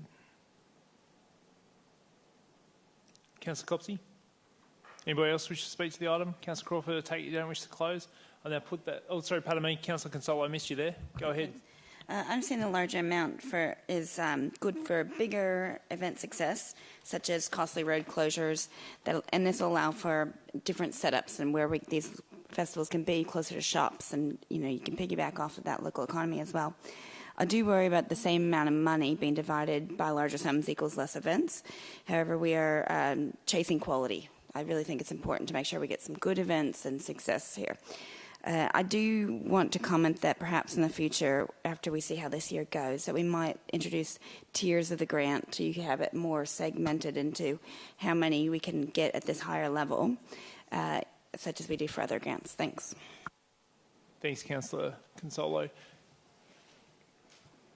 Councillors, let's put that motion to the vote now. All those in favour? It's carried unanimously. Councillors, let's now move to item 13.1, which is the records of informal council meetings. Questions of officers on this report? I'm happy to move the officer's recommendation. Is anyone second? Councillor Copsey, thank you. I don't wish to speak to the item, nor does Councillor Copsey. Nobody else does. Let's put that motion to you. All those in favour? It's carried unanimously. Councillors, let's now move to item 13.2, which is the Councillor Expenses Monthly Reporting for April 2020. Councillors, any questions of the officers? Just a quick Go ahead, Deputy correction, Mayor Baxter. April 2022. Did I say? April 2020 is what you said. Oh, did I? April 2020 wasn't a great month, was it really? Let's not go back to that one. Thank you for the correction, Deputy Mayor. I'm happy to move that report. Councillor Sirikoff to second. I don't wish to speak to the item. Councillor Sirikoff doesn't wish to speak. No other councillors wish to speak. I now put that motion to you. All those in favour? That is carried unanimously. Councillors, let's now move to item 13.3, which is the City of Port Phillip Strategic Memberships Review for 2022. Councillors, questions of the officers? I'm looking for a move of the officer's recommendation. Councillor Crawford, the move, Deputy Mayor Baxter, the second. Councillor Crawford, do you wish to speak to the item? Look, I'm really happy to support all these. I can look at all of them and know that I either attended or read their emails or went to an event or did some training with a lot of the ones particularly focused on councillors, Committee for Melbourne, the VLGA, and MAV. So I'm really happy to continue to support these ones. There's a lot of benefit to be gained, and I know last year at some of these I was able to do advocacy and have access to ministers that perhaps we wouldn't get in trying to get the meetings. So asking a question in the room about how they would they consider funding certain things or having discussions is quite a good way to get in their faces in a polite way. But, you know, that's what it's all about. It's about networking and building relationships so that you can leverage those for good outcomes for our community. So very happy to support all these. Thanks, Councillor Crawford. Deputy Mayor Baxter, do you wish to speak to the item? Yes, please. Thank you, Mayor. I'll just briefly say that these organisations are fantastic partnership organisations and that we're able to achieve so much more in partnership through these organisations than we ever could on our lonesome. And I also just want to note the change to the review scheduling that we will be reviewing these memberships every 2 years rather than every year, which I think is a good thing. I think we would just, sort of chasing our tails a bit. We can take our time to establish the value of these every 2 years. Thanks, Deputy Mayor Baxter. Councillor Copsey, please go ahead. Thank you. Just echoing those comments and also particularly thanking representatives of SECA, the VLGA and Committee for Melbourne for attending tonight to be available for councillors. Thanks, Councillor Copsey. Councillor Bond, go ahead.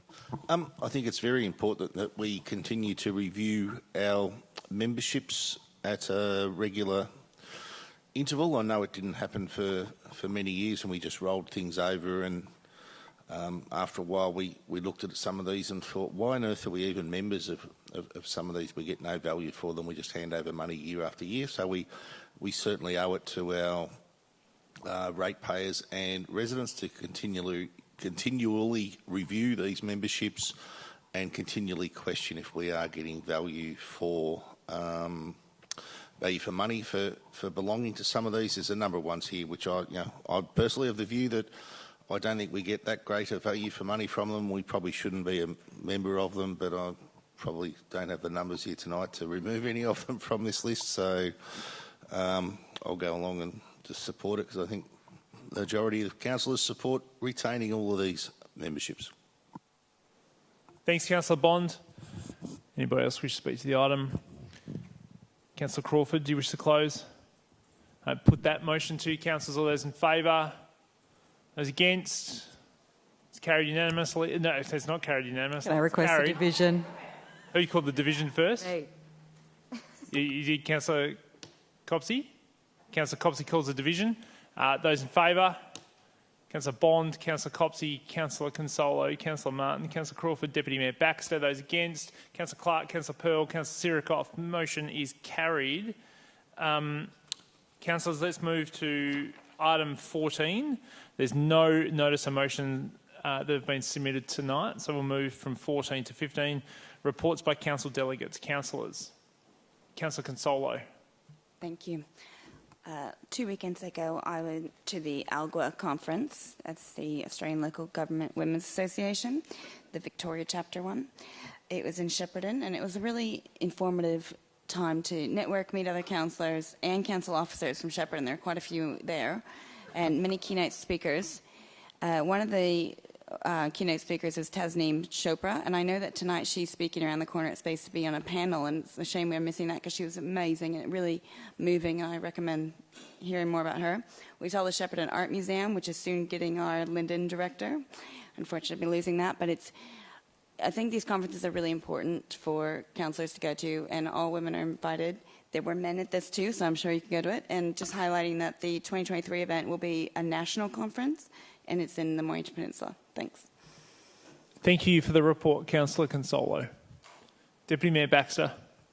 Yep, just from ALGWA to ALGA, just going to be just flagging that this weekend I'll be heading off to sunny, warm Canberra at the request of the Mayor to represent Council at the Australian Local Government Association National General Assembly. We'll be representing Council as they go, as they debate a number of motions on advocacy for local government in Australia. So just giving a heads up to people that you won't see me for a little bit because I'll be freezing my proverbial off in Canberra. Thank you for the update, and very happy to support you on that trip. Any further reports, delegate reports, councillors? All right, items of urgent business is item number 16 on tonight's agenda, councillors, and there's none that's been raised beforehand. Is there anything urgent you'd like to add to the agenda? I'll take that as a negative. Let's move now to item 17, which is confidential matters. Councillors, we have one confidential report listed on the agenda this evening. That is item 17.1, procurement of parking infringement management services. I now call upon a councillor to move that the meeting be closed to members of the public to consider the confidential item. Councillor Consolo, thank you, and Councillor Bond, thank you for seconding that also. I now put that motion. All those in favour? That motion's carried unanimously. And I'll now just wait for the doors to be closed and the streaming to go off, and we wish all of you at home a very good evening. Thank you.